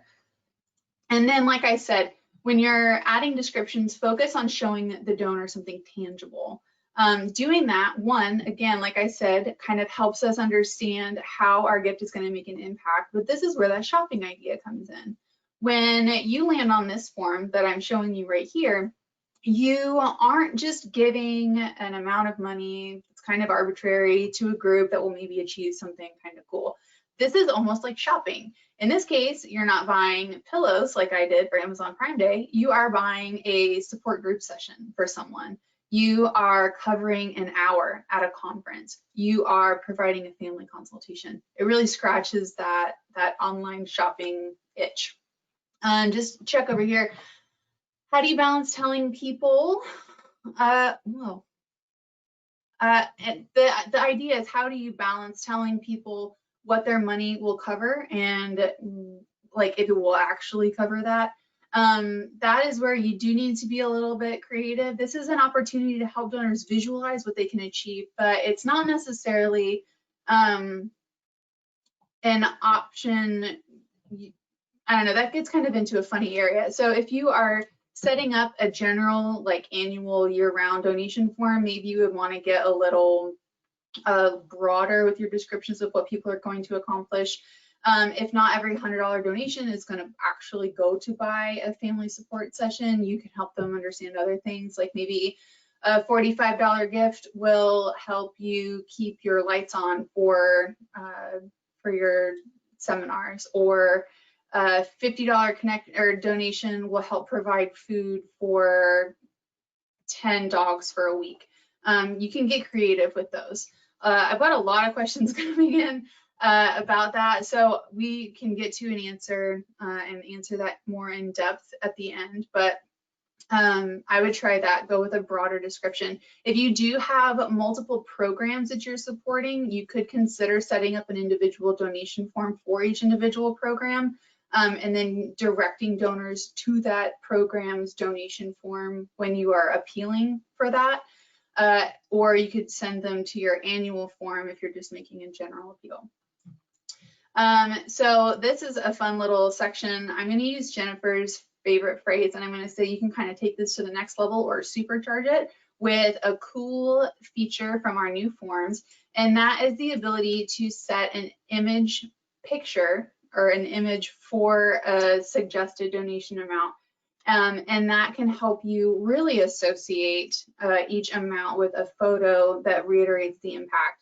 So if you are saying, okay, if I give $25, I will provide abandoned infants with nutrition and medical care, that's cool. If you show me a picture of the baby that I will be helping support, or a picture of a baby that will help me envision a child that I'm going to support, that's such a powerful ask. So that's a fun thing that we can do with the upcoming new form, so keep your eye out for that. The next thing I want to talk to you about is enabling recurring gifts. This is simple and it's important. Let me know, do you guys have recurring donations enabled on your form or not? Yes, good. You guys have it. I'm very proud of you because I have landed on a number of forms that do not have it. And then someone said, yes, but no one uses it. And I totally understand. And I'm going to show you some examples of things that might be useful for you. Okay, so we want always to give our donors the option to make a recurring gift, even if they're only making a one-time gift. So you never know. I could land on this form now with the intention of making a one-time gift. I see the appeal for a recurring gift, and I could come back later and make a recurring gift later on. I've done that before. I actually gave a one-time gift to a nature conservancy, went back a month later and made a recurring gift. Wasn't planning on it. That was a fun time. Okay, so one thing you can do is on your donation form, include a short but very clear ask for recurring gifts. This is a custom form that one of our clients put together, and it does kind of mirror the Mercy Ships page where they have one-time gift and recurring side by side. So include a short and clear ask. So they'll never give unless you ask. So even including something as simple as this, becoming a monthly donor, your ongoing support will provide food and shelter for hungry neighbors. It's very simple, it's very short, you don't have to get intense with it, but it does kind of plant that idea in people's heads. The next thing you can do is offer a variety of billing frequencies. I would caution you that providing a ton of different options can be a little overwhelming, so be very intentional about how you kind of set up the billing frequencies that you offer. And this is important, and I'll say it many times today, please do not default your form to recurring gifts. There is certainly a time and a place where that can happen. Like if you are only sending out a donation form to people in an appeal that specifically asks for monthly gifts, that's okay. But do not default to recurring. People will feel like you are being sneaky and that you're trying to surprise them into giving a recurring gift, and they don't like it and they will leave, which we don't want them to do. So why do you want to focus on these recurring gifts? One is that we know that donors who give on a recurring basis have a much higher donor retention rate than usual. Their retention rate usually hovers around 90% as opposed to like 46-ish, which is the industry average.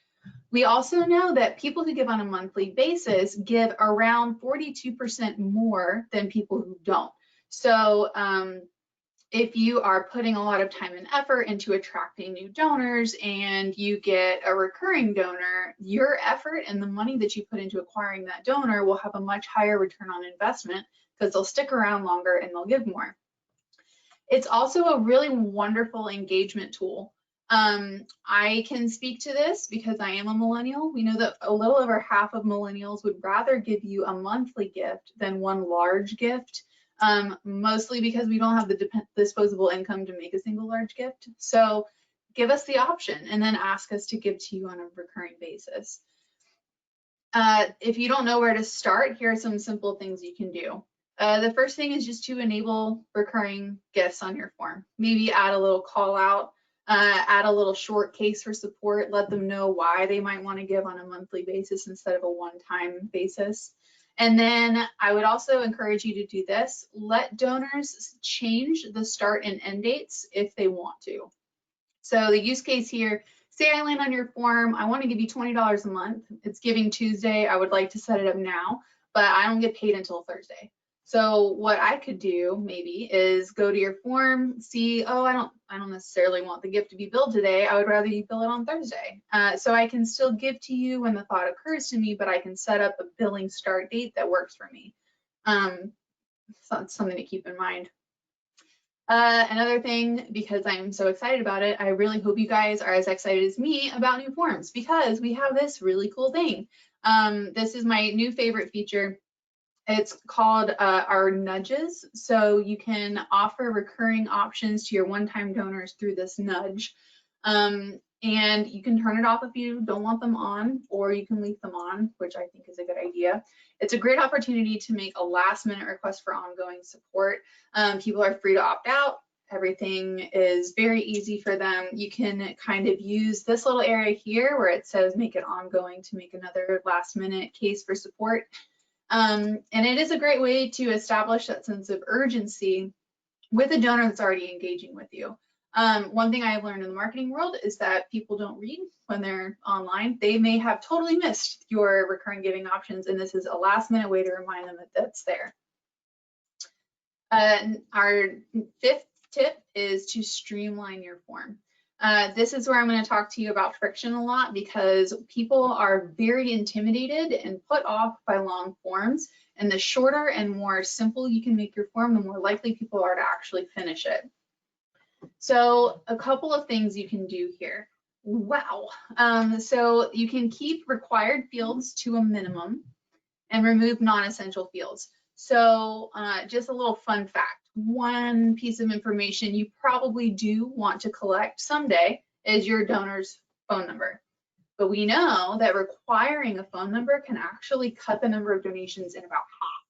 So instead of asking for that on your form, take that opportunity to reach out to your donors, ask them to fill out a survey, ask them to send you an email, and then get their phone number that way. So you can boost the number of people who are actually donating to you by just making that one really simple change.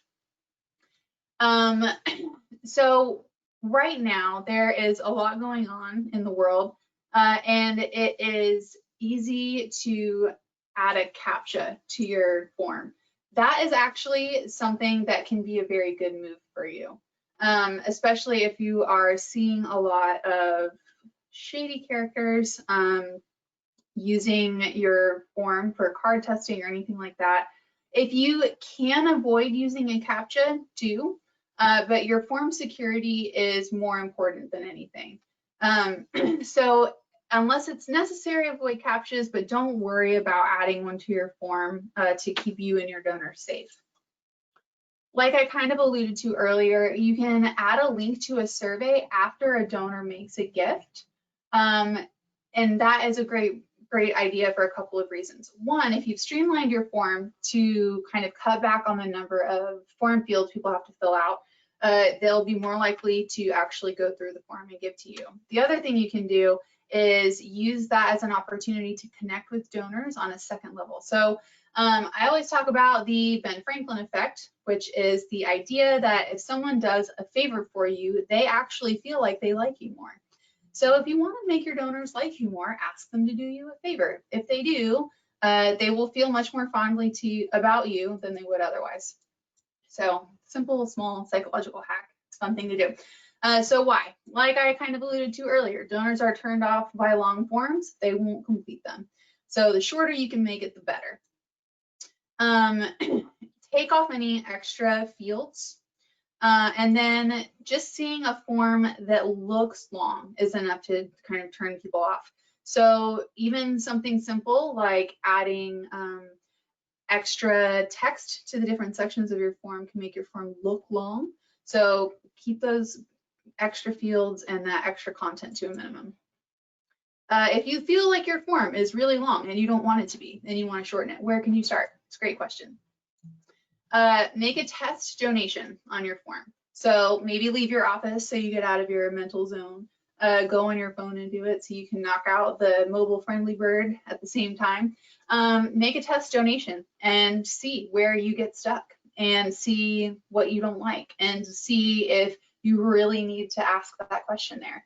Better yet, ask someone else to do it. Ask your spouse to do it or ask your kid to do it. That is actually how we conducted some of the testing that we did during our form redesign. We actually sat with donors and watched them go through the donation process and identified where they struggled. It's a great way to kind of get an outsider's perspective on your form and learn what maybe other people are struggling with. And then another opportunity to engage with your donors again is this donation survey. It's a great way not only to ask for things like phone numbers that you can use and to kind of fill out your donor database. It's also a great opportunity to ask them about what inspired them to give and how they found you and what story they really connected with, or if they have a personal connection to your mission. That's a really great donor engagement tool, and it's also a really great kind of marketing research tool where you can use that information to choose the stories that are performing best for you and kind of reiterate those stories accordingly, since you know what inspires your donors. My sixth tip is to remove distractions from your form. So yeah, the donation fields like phone number and title and all these other type forms can be distracting, but we're going to remove even more distractions from your page to make them even more compelling. All right, so we want to keep your donors focused on the task at hand, and that is making a gift that will make an impact on the world. And some things you can do to do that is to get rid of your navigation links. I know that we all want to have a donation form that looks and feels like our website. That is one of QGive's biggest goals, is to make a donation form that fits seamlessly into your website. That being said, removing the navigation links at the top of your page can have a huge positive impact on your conversion rate. So if you are a donor and you land on your donation form and you see that there's a blog up there, you might get distracted and click over to the blog. We don't want them to do that. We want them to give. So have them land on a donation form that has those links removed from the page, and they will stay more focused on the task at hand. I would ask not to include competing CTAs. So a CTA, if you are not in the marketing world, is a call to action. So you don't want to have a button like this one that says make your donation, and a button that says visit our blog, and a button that gives them the opportunity to sign up for volunteer work. You only want to have one. So it's okay to have the one CTA in multiple places, but we only want to keep it to one. And then this is really helpful, and it's very small. Like I have kind of indicated up here, just have their impact kind of reiterated next to the submission button. It's very small tweak, but it's very powerful. So in this example, you've already told your donors in that blue text up at the top that says your gift today multiplies an impact. That's a big impact statement. And then at the bottom, down by the button, once you've gone through the form, it says your gift will multiply an impact. So donors have that kind of consistent language all the way through the donation process. And this is important because we as humans have very short attention spans. We have a really hard time staying focused. If you have ever looked something up and then ended up in a Wikipedia wormhole for a while, you know exactly what I mean. We don't want people to end up in wormholes when they're giving to us. We want them to stay focused. So remove the distractions if you can. The other thing to do here is that decision fatigue is really real. If you have ever stood, like I have, in the cereal aisle looking for cereal and you get totally overwhelmed because you have 300 choices, you know what I mean. Removing all those extra different calls to actions where people have too many choices about what they can do next will help people stay focused and make the decision to give instead of deciding to look at your blog and then end up on your Amazon Smile account and then buying pillows on Amazon Prime Day, like I did. The other thing that's really important is that it is very easy for us to disconnect from a story. We are very story-driven people. We love stories. Our brains love stories, but it's really easy to disengage if you're distracted. And if you have ever been watching a TV show and gotten distracted because your phone went off, you know exactly what I'm talking about. Even the most thrilling process can be overcome by a small distraction. So where do you start? One, you can drop your form on a page that has the navigation links removed, kind of like I said earlier. Also, while you're looking at that, make sure there are no conflicting calls to action. You don't want people to be distracted from this big, beautiful red change a life button by a big, beautiful red read our blog button.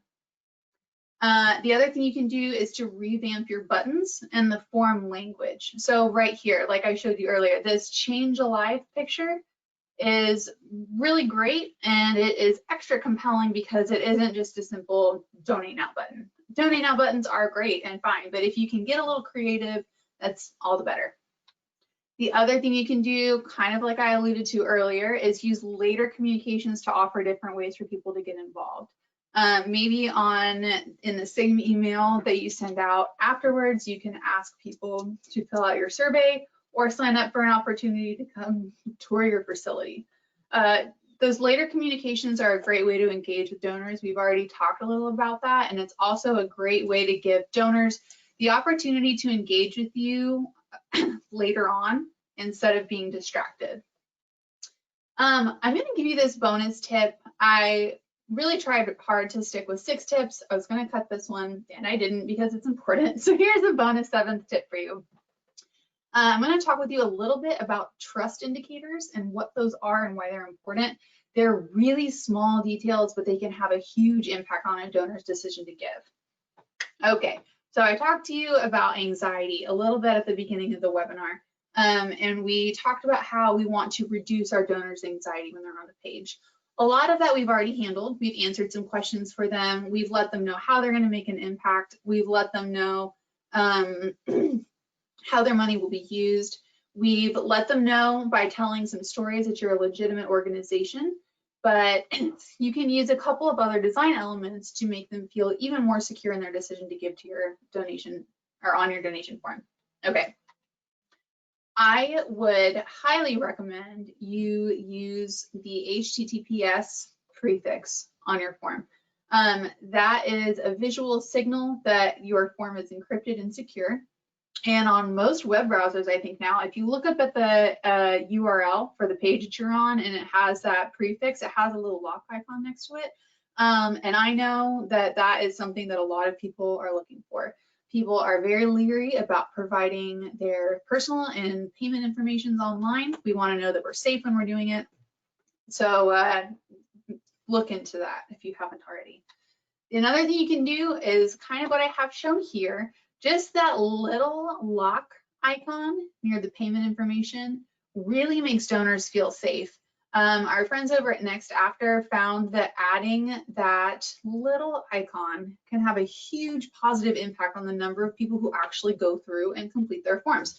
And I can hear what you're thinking because I thought it too. Well, how do we know that someone didn't just put the lock icon there? And I laughed because it's not a rational thing, but our lizard brains who want to feel safe, want to see that lock icon there, it makes us feel better, include it. Especially if you are using QGIF, that lock icon I believe is already there. It's a great visual cue for your donors to show them that you do take their security safety like seriously, and that's something that's top of mind for you. Another thing you can do is not remove the security certificates that come with your donation form. And I know I'm not a graphic designer, but even I know some of those security certificates are ugly. They're not nice to look at. They don't match your branding, but donors love seeing them there. Stephanie, you're asking what lock icon. If you look at this picture here where it says payment information along the top, there's a lock icon to the left of it. And that's what I'm talking about. It's so small, it's so easy to miss. You might be asking yourself what lock icon, and that's what I'm talking about. That very small icon can make such a big difference. So when you have your security certificates, just leave them there. A lot of people are tempted to overwrite them with CSS. Avoid that temptation. Even if they're not pretty, they make your donors feel safe. Amy, no, we are not seeing security certificates here. I have them right here instead. So these are some trust indicators. They include some security certificates, and we want to include them because we know that people are leery of handing out their personal information online. And just for your edification, I'm going to move my laptop over. These down here, the security metrics certified and the DigiCert SSL secure thing, those are the security certificates, at least that are included on the QGIF forms. It's very tempting to override them because I had said earlier, they are not pretty. But they do make people feel safe. And we want them to feel safe because they are worried about giving out their information online. Data leaks are real. They're a pain in the butt. I've had my debit card compromised at least 3 or 4 times. It's the worst. You all have probably typed yes in there if you've ever had a security breach and had to get a new card. It's the pits. You all are saying yes, yes. So if you land on a form and you see the security certificates, you know that somewhere someone is watching out for you and making sure your information is safe, and that's very important. This is also a really great opportunity to alleviate some skepticism that your donors may be feeling. Whether or not donors are aware of it, everyone kind of wonders if the money that they're giving is going to be used well by a legitimate organization. I have certainly had that thought, especially if I'm giving because a friend of mine is asking for donations. What this form has done is they've included a couple other trust indicators like their Charity Navigator seal, their Guide Star seal, and some other trust indicators that is unique to their organization and their state. So if you have links or a badge or something from GuideStar or Charity Navigator or whatever form you're using, include them here. Chitra is asking whose form this is. This is one of our friends over at City Impact, one of the City Impact groups. So they have chosen to add these trust indicators here. Where can you start? One, talk to your webmaster about having a secure page or site, and then about your site security. If you are using QGive, we maintain very high security standards. We can tell you more about them if you're curious, but we maintain the highest possible level of security. So you can talk to us about that if your donors have specific questions or if your board has questions, which they often do. Another thing you can do is add a lock icon to your payment information section if it isn't already included, or you can add something like the Sunday Breakfast Mission did here. They added this little icon at the bottom of a graphic on one of their forms that just said this is a secure online credit card donation, and then had a little bit of language about tax deductibility. This is a graphic that they came up with themselves. This didn't come from QGive. This was added totally on their own. Another thing you can do, like I said, is to leave your security certificates there. Someone asked, do you have to take steps to get these security certificates? If you are using a secure form, they should already be with your form. If you're using a QGive form, just scroll to the bottom of your page and look, they're there at the bottom. And then if you really wanted to go above and beyond, you can add other trust indicators like a badge from your GuideStar account or your Charity Navigator profile, just to let people know that you are a legitimate and trustworthy organization. I just talked a lot. I gave you a ton of information, so I want to do a quick recap. And then remember, I've gotten to some questions today, but if you have more questions, continue to drop them in there. We'll talk about them at the end in our little panel. So remember, there are three very base goals here. We want to help you raise more money by decreasing the number of people that land on your donation form and don't make a gift. So we want to build trust with your donors. We want to reduce any kind of anxiety they have in the back of their heads by having some unanswered questions. And then we want to remove any friction that they are going to encounter on your form.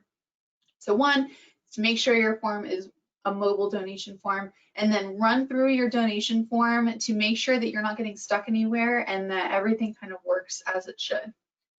Reiterate your story on your form. I know you, and I have worked and talked with so many wonderful fundraisers who work so hard to build beautiful stories with great pictures and powerful calls to action. Include some of those elements in your donation form. That will, one, make your form beautiful and kind of provide a sense of continuity for donors who land there and intended to give anyway.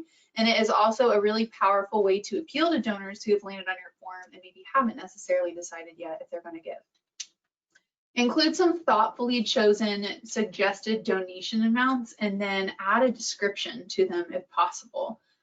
So be intentional about choosing a range of donation amounts that donors can give and helping donors envision what they're going to do when they give that gift. And then do you take that opportunity to kind of use those descriptions to kind of build out your story a little more.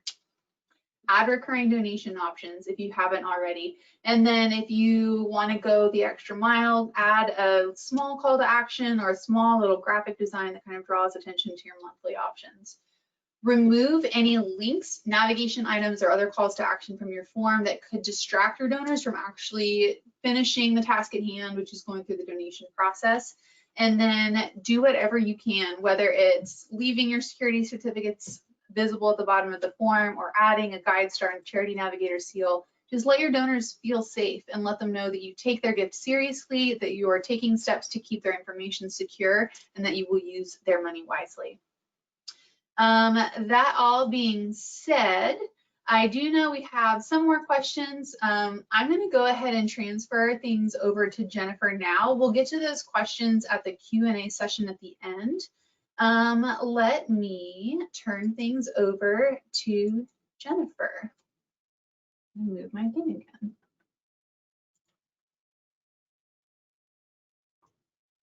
I'm back.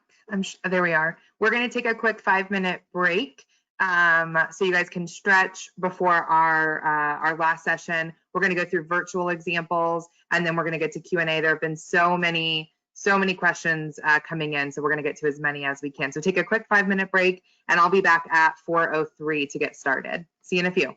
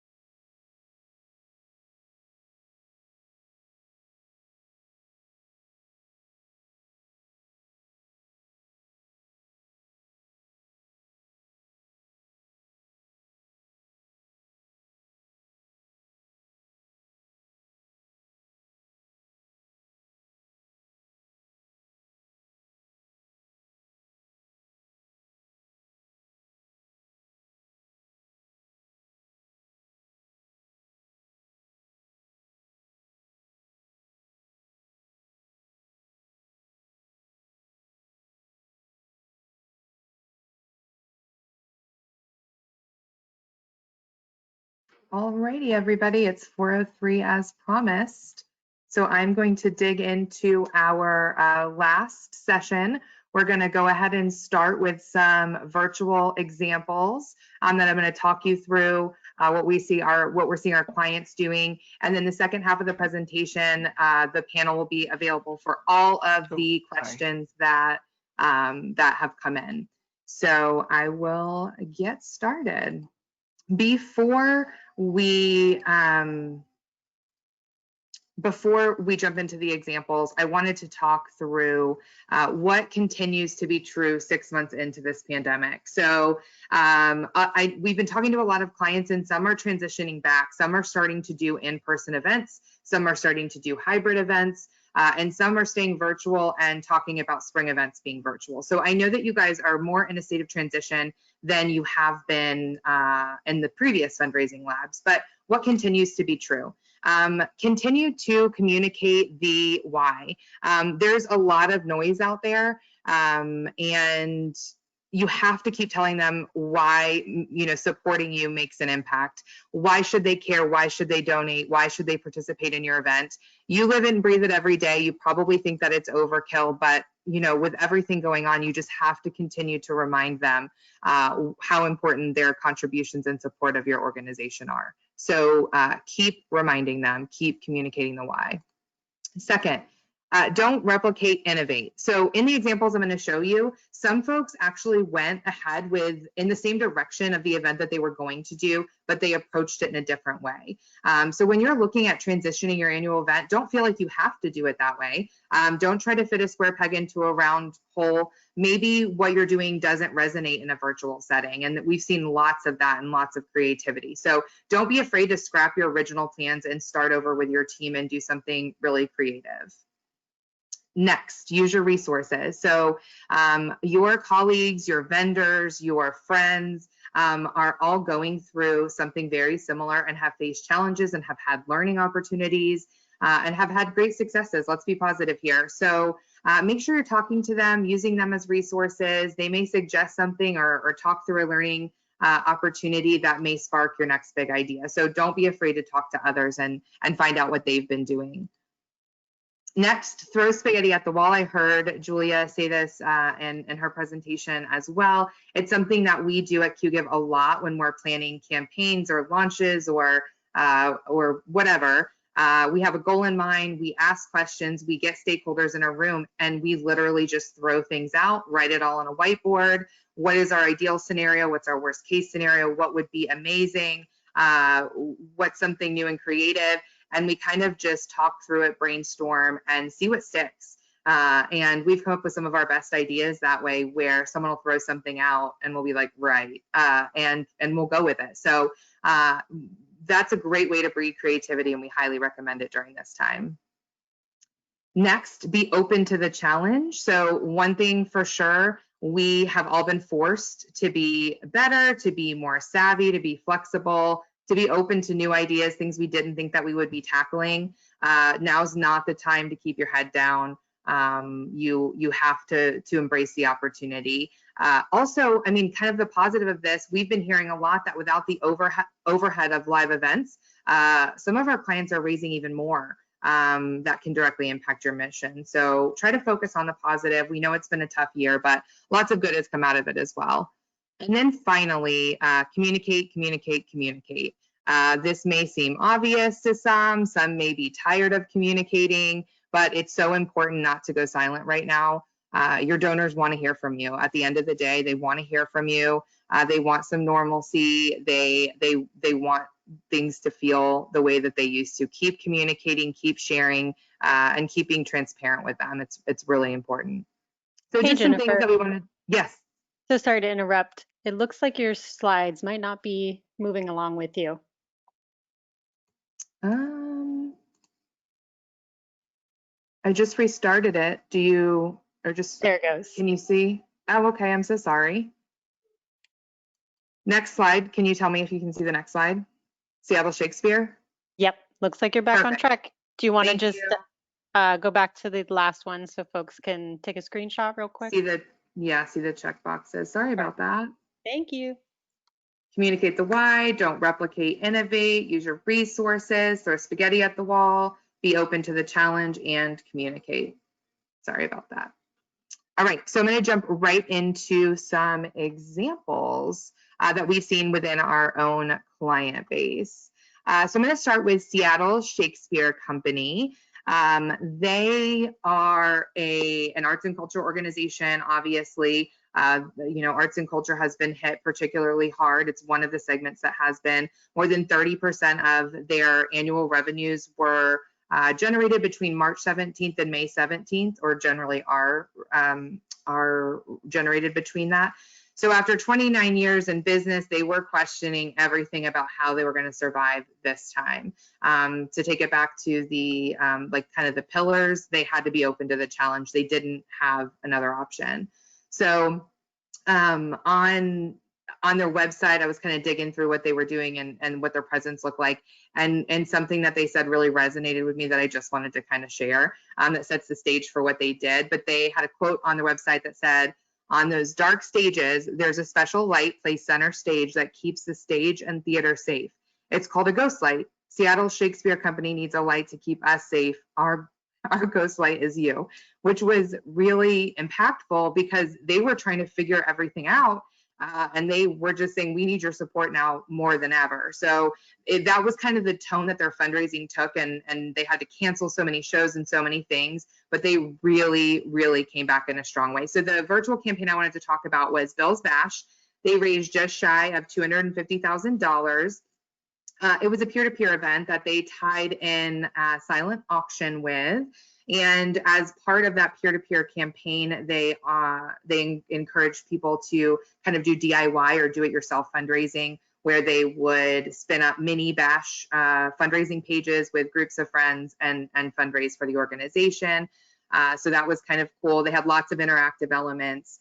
And then their branding was amazing. And I loved Josh and Julia talking about Canva. I'm excited to check out some of the other tools, but Canva just makes it so simple for someone with no talent like me to be able to go in and make things look pretty nice. They probably had a designer on staff, but some of the other ones didn't. I know for a fact they were using Canva, so definitely check that out. I actually want to take you over and show you their live event. It's not live anymore, but this is a QGIF platform. This is a peer-to-peer event that they spun up. Their graphics are amazing.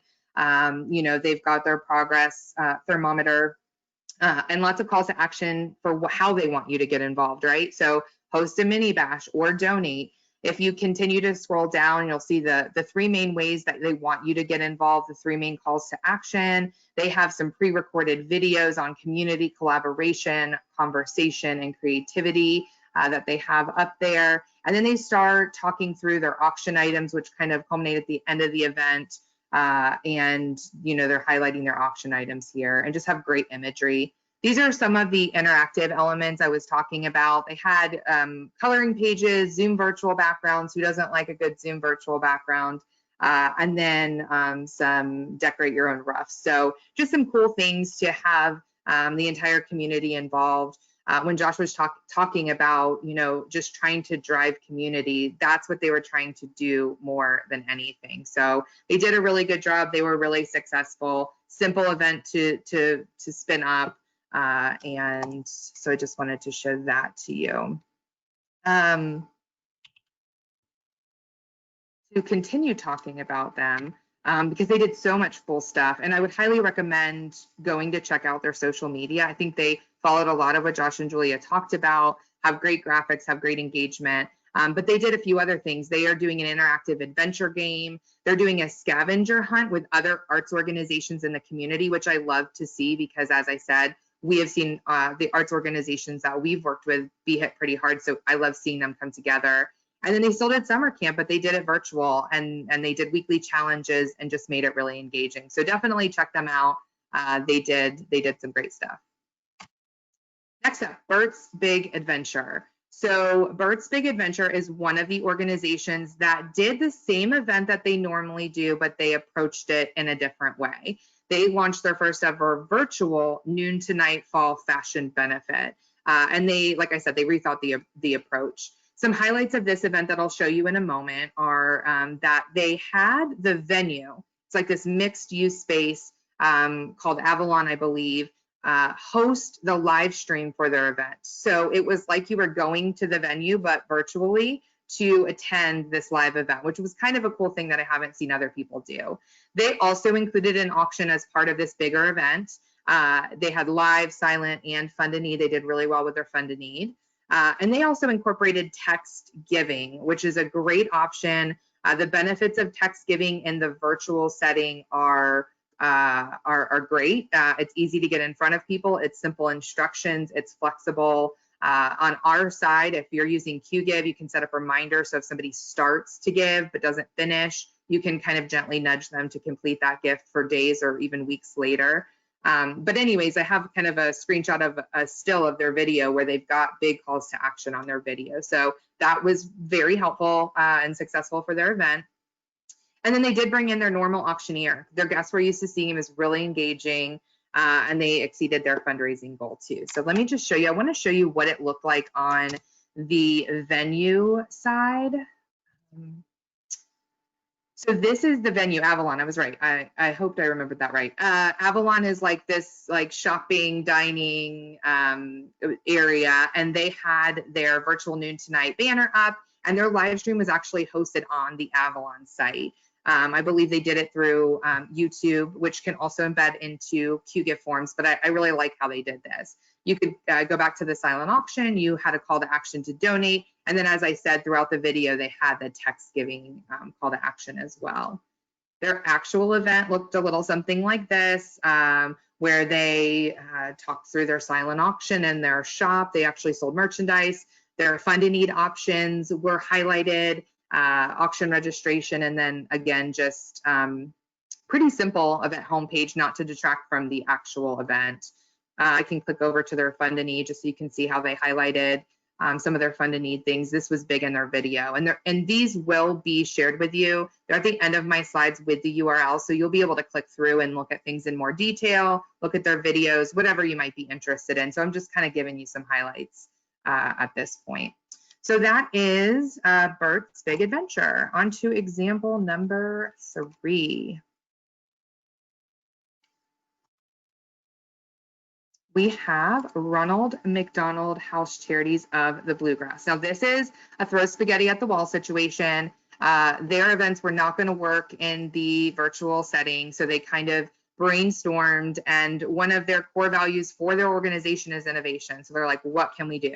They wanted to allow their families to stay in the house. They wanted those families to be able to participate, be safe, have fun, take their mind off of, you know, what's going on in their family. And so they launched a Givers and Gamers event, which I'll show you. Essentially what that means is they wanted people to set up fundraising pages, again, using peer-to-peer, and play games for 12 hours and fundraise.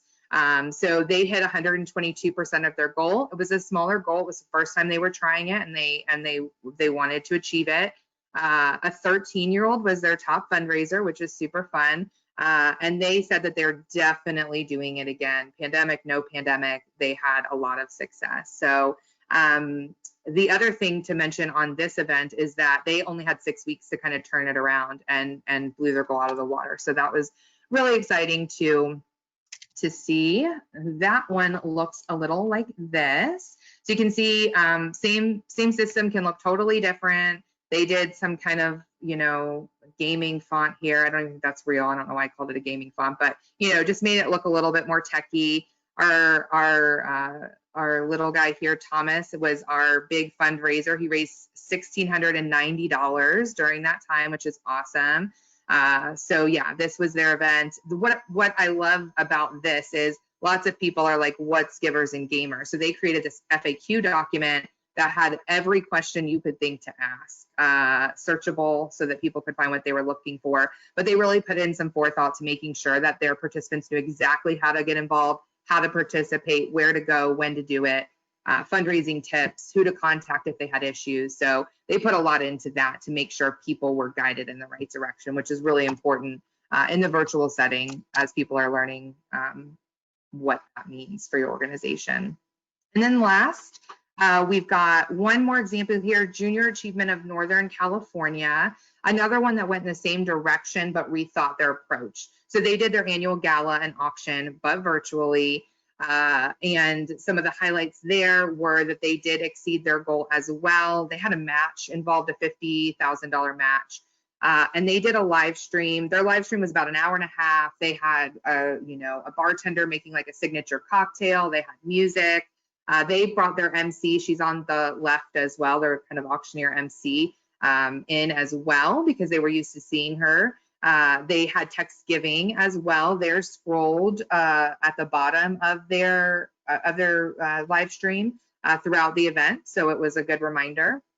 And then something that they did, because they also had an auction, some of these bigger events have been pulling that in. They did a lot of raffles to get people to sign up and check in and be engaged, ready to donate, bid, participant before they got to the event, which is really smart because as we talked about in all of the presentations really is there's so much noise right now that you just want to make sure that your audience is engaged during this virtual event. So the raffle idea, it doesn't have to be a raffle, but just get creative and offer kind of door prizes or incentives to get people engaged, registered, and ready to go. So when they sit down for the live stream, no stress, they can just get in and start fundraising and donating. I'll show you that one real quick, and then we're going to jump into some Q&A.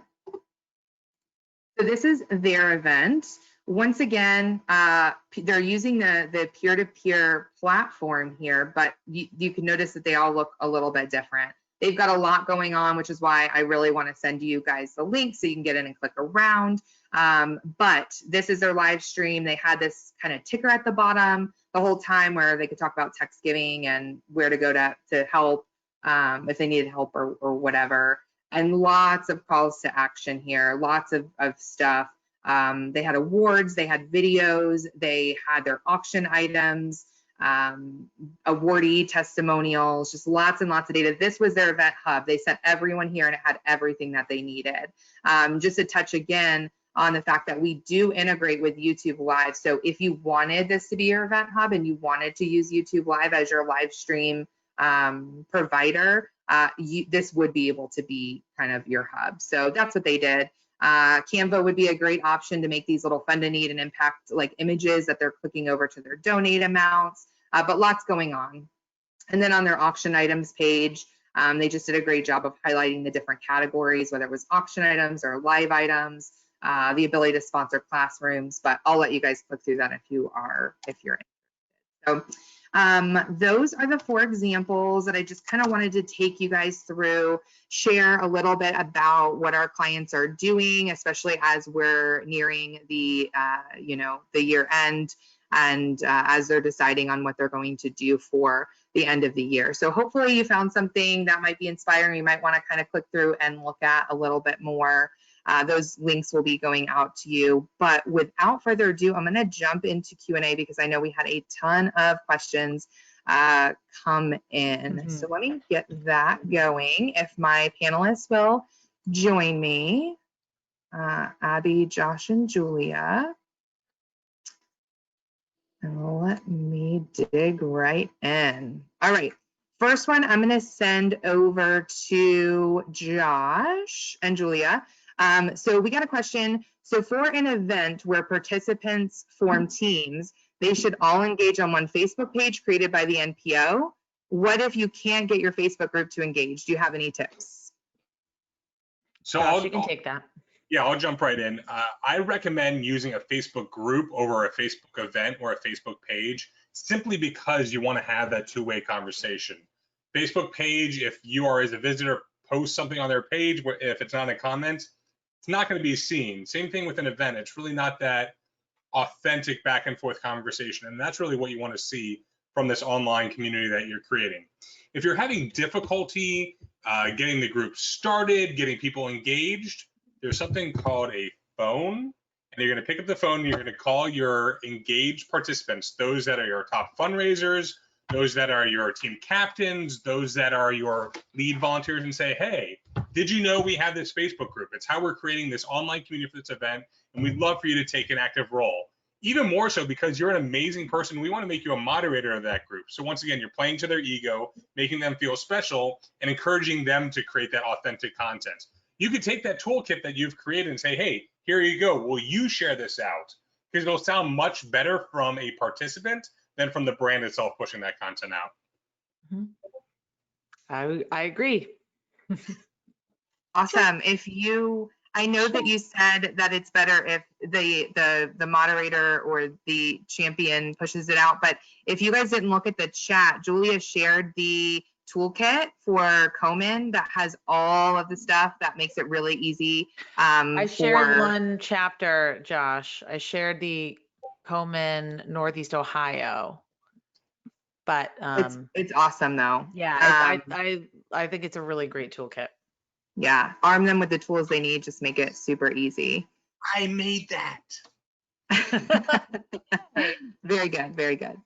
Okay, I'm gonna hop over to you, Abby. We got a question during your session. I love the survey idea, but please talk about the back end technical aspects of online giving, including best practices for capturing credit card information, processing costs, who sends the immediate bounce back email response, and what information the charity ultimately gets and when.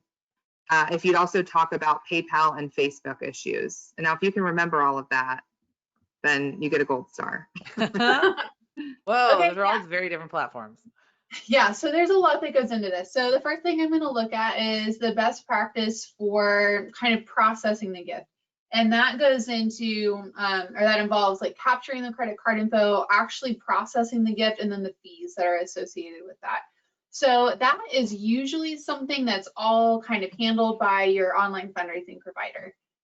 There are certainly organizations that decide to kind of put together their own solution where they build their own form, they have their own merchant processor, they do everything themselves, but that is not the norm, I wouldn't think. Jennifer, you can speak a little more to that. Do you encounter a lot of people who do their own kind of custom?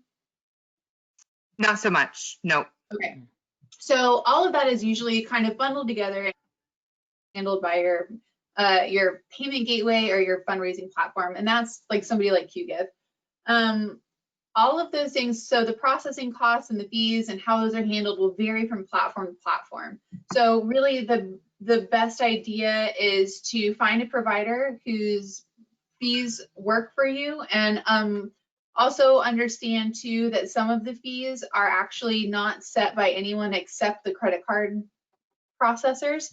So there are so many pieces that go into it that honestly, for peace of mind and for simplicity's sake, I would recommend just finding a nonprofit fundraising platform that handles that for you, unless you have someone that just absolutely loves bookkeeping, which I don't understand, but I know there are people like that out there. The next kind of piece that goes into it is, well, I wanted to speak specifically to the capturing credit card information as well. If you have a payment processor handling credit card information, you won't have to touch it at all. So you don't have to worry about managing your donor's credit card information. That's a very difficult, non-secure thing to have like lying around in your office, which I know a lot of people used to do, which is very scary. So you don't have to deal with any of that. You don't have to worry about handling your donor's credit card information. When it comes to the emails that are immediately sent out after your donor makes a gift, that is also a process that is often handled by someone's fundraising platform. So if you're using QGive, your donor makes a gift and the QGive system automatically sends back an automated email receipt. One thing that we really encourage people to do is to take time to customize that receipt. And that is usually something that falls on the plate of someone on your development team. And that can be something as simple as just having a picture and a nice thank you note. It can be something as detailed as using a system like QGive. We have what we call our conditional content system that you can use to make receipts that really specifically call out the details of a donor's gift. So if you have a donor that made a recurring gift to a particular program, you could send them a receipt that is tailored specifically to them. That is something that is usually handled once, and then I really recommend updating those receipts periodically. I say that as a recurring donor. I get the same recurring donation gift every month, which is fine for a few months, but it gets kind of silly after like a year and a half. That is really just something that is on you and your development staff. You can do it, update them every month or 2 months. You don't have to worry about sending individualized emails. That said, it is really important to reach out to your donors a week or two after they've given and let them know a little bit about how their gift has been used and what it achieved. And again, that is something that would probably fall under the jurisdiction of your development team, and it's really a lot easier to handle if you're using a CRM. That is really the point of that, is less to automate the process and more to let donors know that their gift has been used well, and that then sets you up to make an ask again in the future. When I wasn't sure if you were talking about the back end, like technical portion of the survey, but I saw your question come in and I actually did some Googling, and I found that some of the most popular surveying platforms actually do integrate with a lot of CRMs. So I know SurveyMonkey, for one, actually has an integration with Bloomerang and with Salesforce and with a couple other CRMs. So what you can do in that point from a technical perspective is include a link to your survey either on your donation confirmation page or in that automated email receipt that goes out. And then when a donor fills out that survey, that information flows into your CRM and their profile is updated without much intervention from your staff. PayPal and Facebook can be kind of tricky. So PayPal is certainly a great tool for a lot of nonprofits. We see a lot of nonprofits who are just getting started use it because it's an easy to set up tool with very low processing costs. It can be a little bit clunky when it comes to some of the information you collect from your donors. It can also be a little clunky from a branding perspective. A lot of times their forms aren't very easy to customize, but it is certainly a great way to collect donations sometimes. You need to be aware of the fact that you may get less wiggle room with the information you ask your donors to provide. So be aware of that. It's a great time to use those surveys. Facebook is a different beast. So Facebook is usually pretty good about getting money to the nonprofits who have gotten donations on Facebook. That is something that there has been historically a little bit of trickiness with PayPal, but they've worked out a lot of those issues. The thing with Facebook is that you get very little to no donor information, which makes it hard to do a lot of donor retention. There are certainly ways around that. You can probably get some great ideas from Julia and Josh if you're looking for ways to engage donors after they've given you on Facebook. I know I've actually given to Josh on Facebook and he's done some cool stuff with their tools.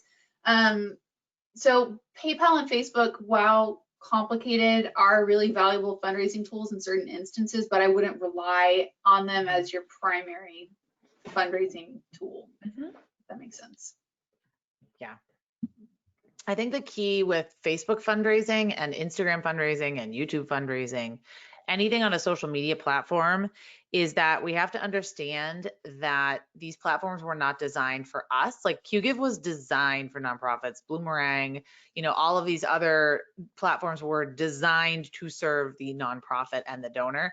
Facebook was not, Instagram is not, and YouTube is not. I'm trying to think who else has a donate button. TikTok has a donate sticker available for like 3 nonprofits, but those tools are set up so that you will stay on the platform. And Facebook has absolutely no inclination or incentive to give up donor information if donors don't want to give you that information. So it's good for, Josh is raising a ton of money right now because it's Breast Cancer Awareness Month. It's good for like an infusion of cash and a lot of buzz. And it's also good to build relationships with your super passionate donors. So if I donate my birthday or if I raise money for you, don't worry about my friend Bonnie who gave you $5 just because it was my birthday. Worry about me because I raised $500 for you and I'm also a monthly donor and I'm the one you want to cultivate. So we need to like shift our thinking around that. But definitely agree with Abby. I think these are just tools like in your tool belt, and you should not be relying on social media fundraising as your only donation processing platform. Amazing. I hope whomever asked that question stuck around, because that was quite a beefy answer. I want to acknowledge that it's 4:33, so we are at our agenda end time. I think we chatted with Julie and Josh. You can stick around for 5 or 10 more minutes to answer a couple more questions. But for those of you that have to go, we're going to send everything out. You'll get an email. But we're going to jump into just a couple more and go over time a bit. I want to direct this one. I'm very interested in the answer to Julie and Josh. So we have, for the life of me, I cannot get my board members to magnify our social media message. I've explained how social media works and that their sharing of our posts are really important. Maybe 1 or 2 will like a post, but that is such a wasted opportunity to magnify our message. Can those old dogs learn new tricks? What do you think? I'm going to say no. I mean, you can't force somebody to like social media if they're not on it. Like, you really can't.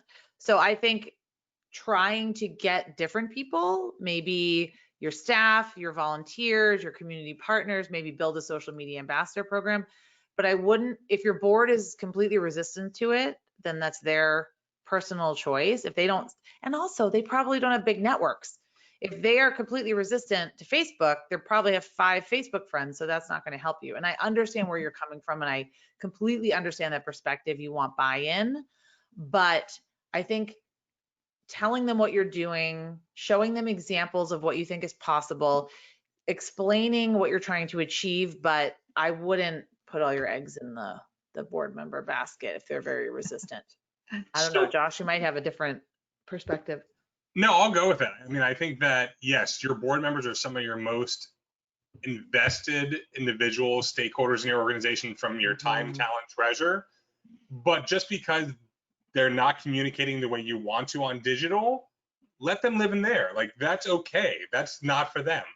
As you were saying, like, identify your social media ambassadors. We did a influencer campaign for National Breast Cancer Awareness Month. And when I say influencer, we're not talking about the 100,000 person follower on Instagram. We're talking about those niche micro influencers, those people that have an authentic voice that people want to listen to in the audience that you're trying to talk to. So identify those people, have that, and it's much more authentic in that sense. I think I've used our word authentic like 30 times today, but like it's true, because it's not, it doesn't mean anything if I'm the brand. I'm saying, this is what I want to tell you. I don't care what you're saying back to me. I'm not going to listen to you. I'm just going to put anything out. It doesn't matter. So I find those people online. Once again, know where you're talking. If it's Twitter and Instagram, identify people there. There's various influencer identification tools, or just go old school and search in the, whether it's search in the search bar in Instagram or search on Twitter for specific hashtags you're caring about or specific interests. There's people out there that, once again, stroking their ego, making them feel amazing, saying, hey, we identify and acknowledge and thank you for what you're doing for our community. Would you be interested in being a part of this campaign we have going on? We've developed this toolkit. May I send it to you? You're going to slide into their DMs. You're going to, if they have an email, Abby, you're laughing, but it's true. Like, it really works. I slid into a lot of DMs this past few months trying to find people that, yes, mega influencers are great. We've got people that have 900,000 people on Instagram that are putting out a donation sticker, for their Instagram story. While that's wonderful, the person that's got 1,500 followers has a very loud voice for their community. And finding those loud voices will do more than saying, all right, well, you're the board member of our organization, and I know you're not on Twitter, or I know you're on Facebook, and you just really use it to look at your grandkids' pictures. Would you click like? Would you click share? It doesn't feel right. Mm-hmm. Awesome. I was wondering which way you guys were going to go with that, and I'm not the expert, but I totally agree. A lot of effort for not much reward. So I love the influencer idea and targeting those folks. So thank you. I'm gonna stay with you two for the next question. We have someone working at an animal clinic. So she says that she works at a low-cost animal clinic where we do not only low-cost spays and neuters, but also vaccinations, pet food pantry, education, and other resources. We just can't seem to get the same following as other local animal shelters or rescues. Do you have any marketing tips to help us raise our following? Well, study what those other animal shelters are doing. So I would do a lot of research, do a lot of screenshots, maybe see what kinds of posts are popular, but send out a survey, do a poll. And also my number one tip, because we only have, like 3 more minutes, is share more video. That's going to help you get in more news feeds, and that's going to help you get more reach, which will hopefully get you more followers. But we have to remember that this is building a relationship. It's not a transaction. And also, I always say, social media is a value exchange.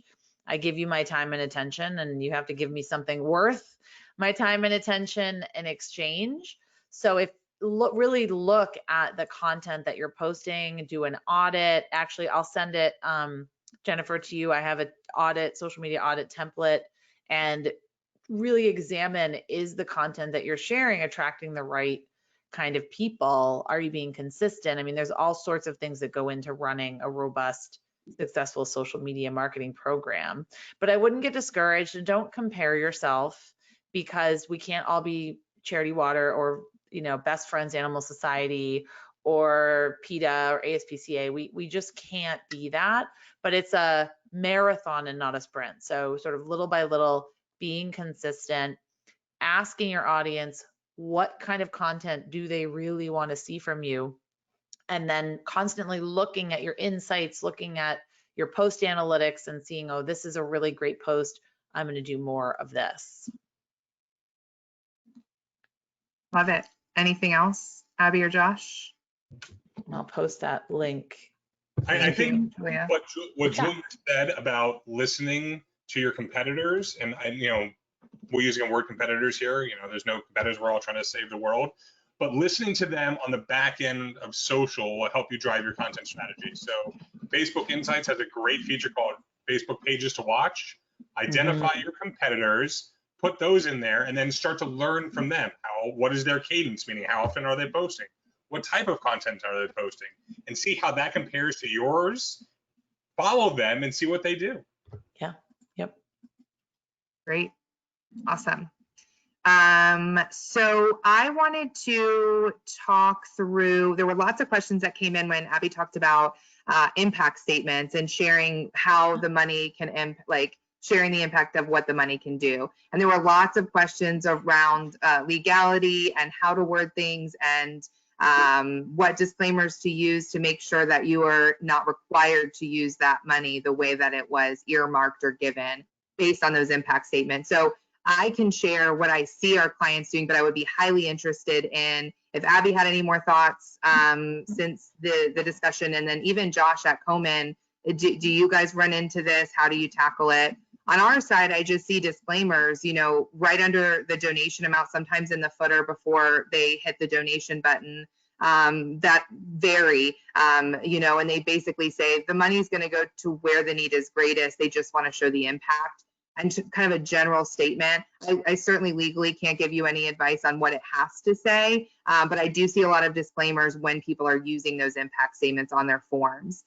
Any thoughts from any of the other panelists? That's one thing I would like to hear Josh and Julia speak a little bit to. So the way I've always kind of seen it presented is, like in the example I showed earlier, $100 pays for a group therapy session.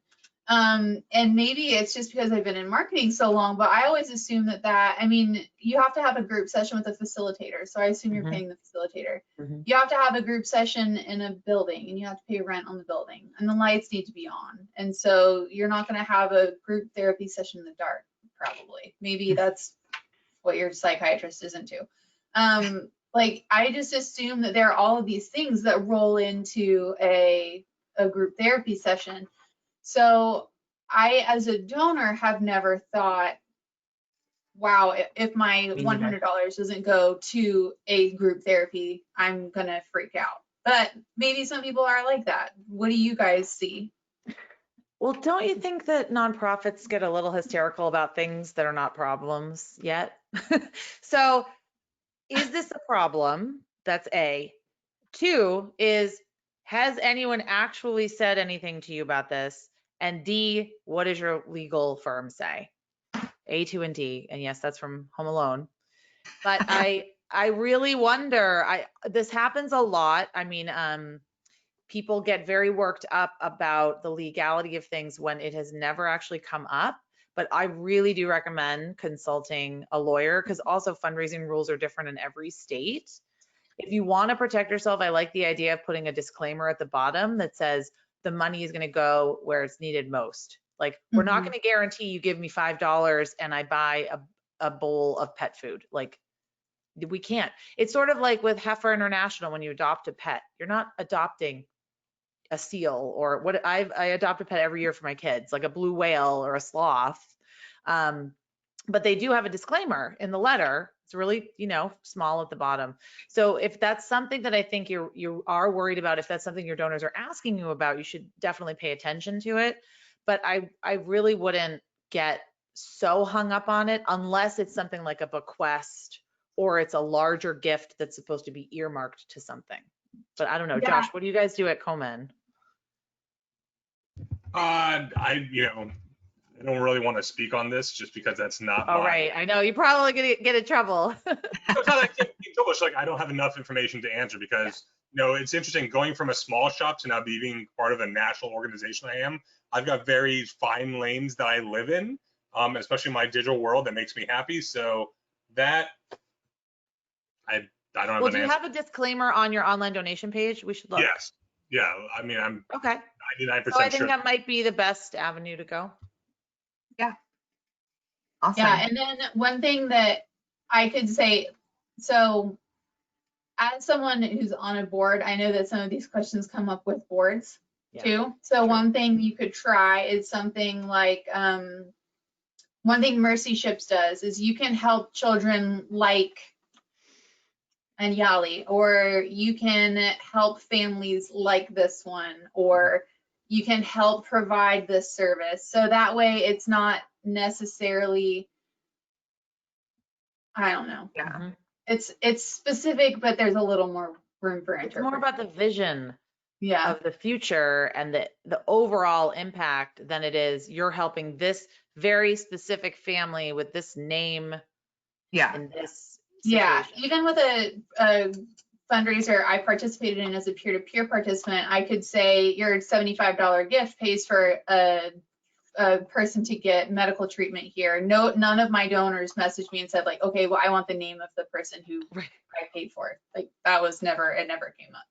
So we'll I'm with you, Abby. I've never felt like I wanted to hold people to it, but I think depending on your audience, for me, it just helps me feel like the gift is tangible, which I think we hear a lot about, and that's the purpose, and I think it serves that purpose. So great discussion, folks. Okay, we're over 4:45, so I think I've got to call it at this point. There are lots of questions. We will follow up with anyone who asks a question. We will be sure that you have all of the resources. There are a plethora of resources. So thank you so much for joining us today.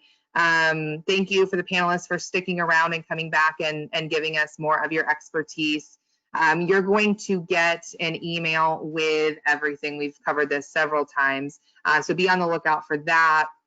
And if you have any questions, if you're a current client, we would love to chat with you. You can reach out to support@qgive.com. If you want to learn more about anything that we talked about today, you can reach out to marketing@qgive.com. You can always call us at 888-855-9595. If you haven't tweeted your selfie with the hashtag Fundraising Lab yet, make sure you do. We've got some shirts to give out. There's been some great tweets today. And thank you, everyone, to the speakers, to the attendees for joining us for our last Fundraising Lab of 2020. It was a great one, and we hope to see you in 2021. Have a great day, everybody. Bye. Bye.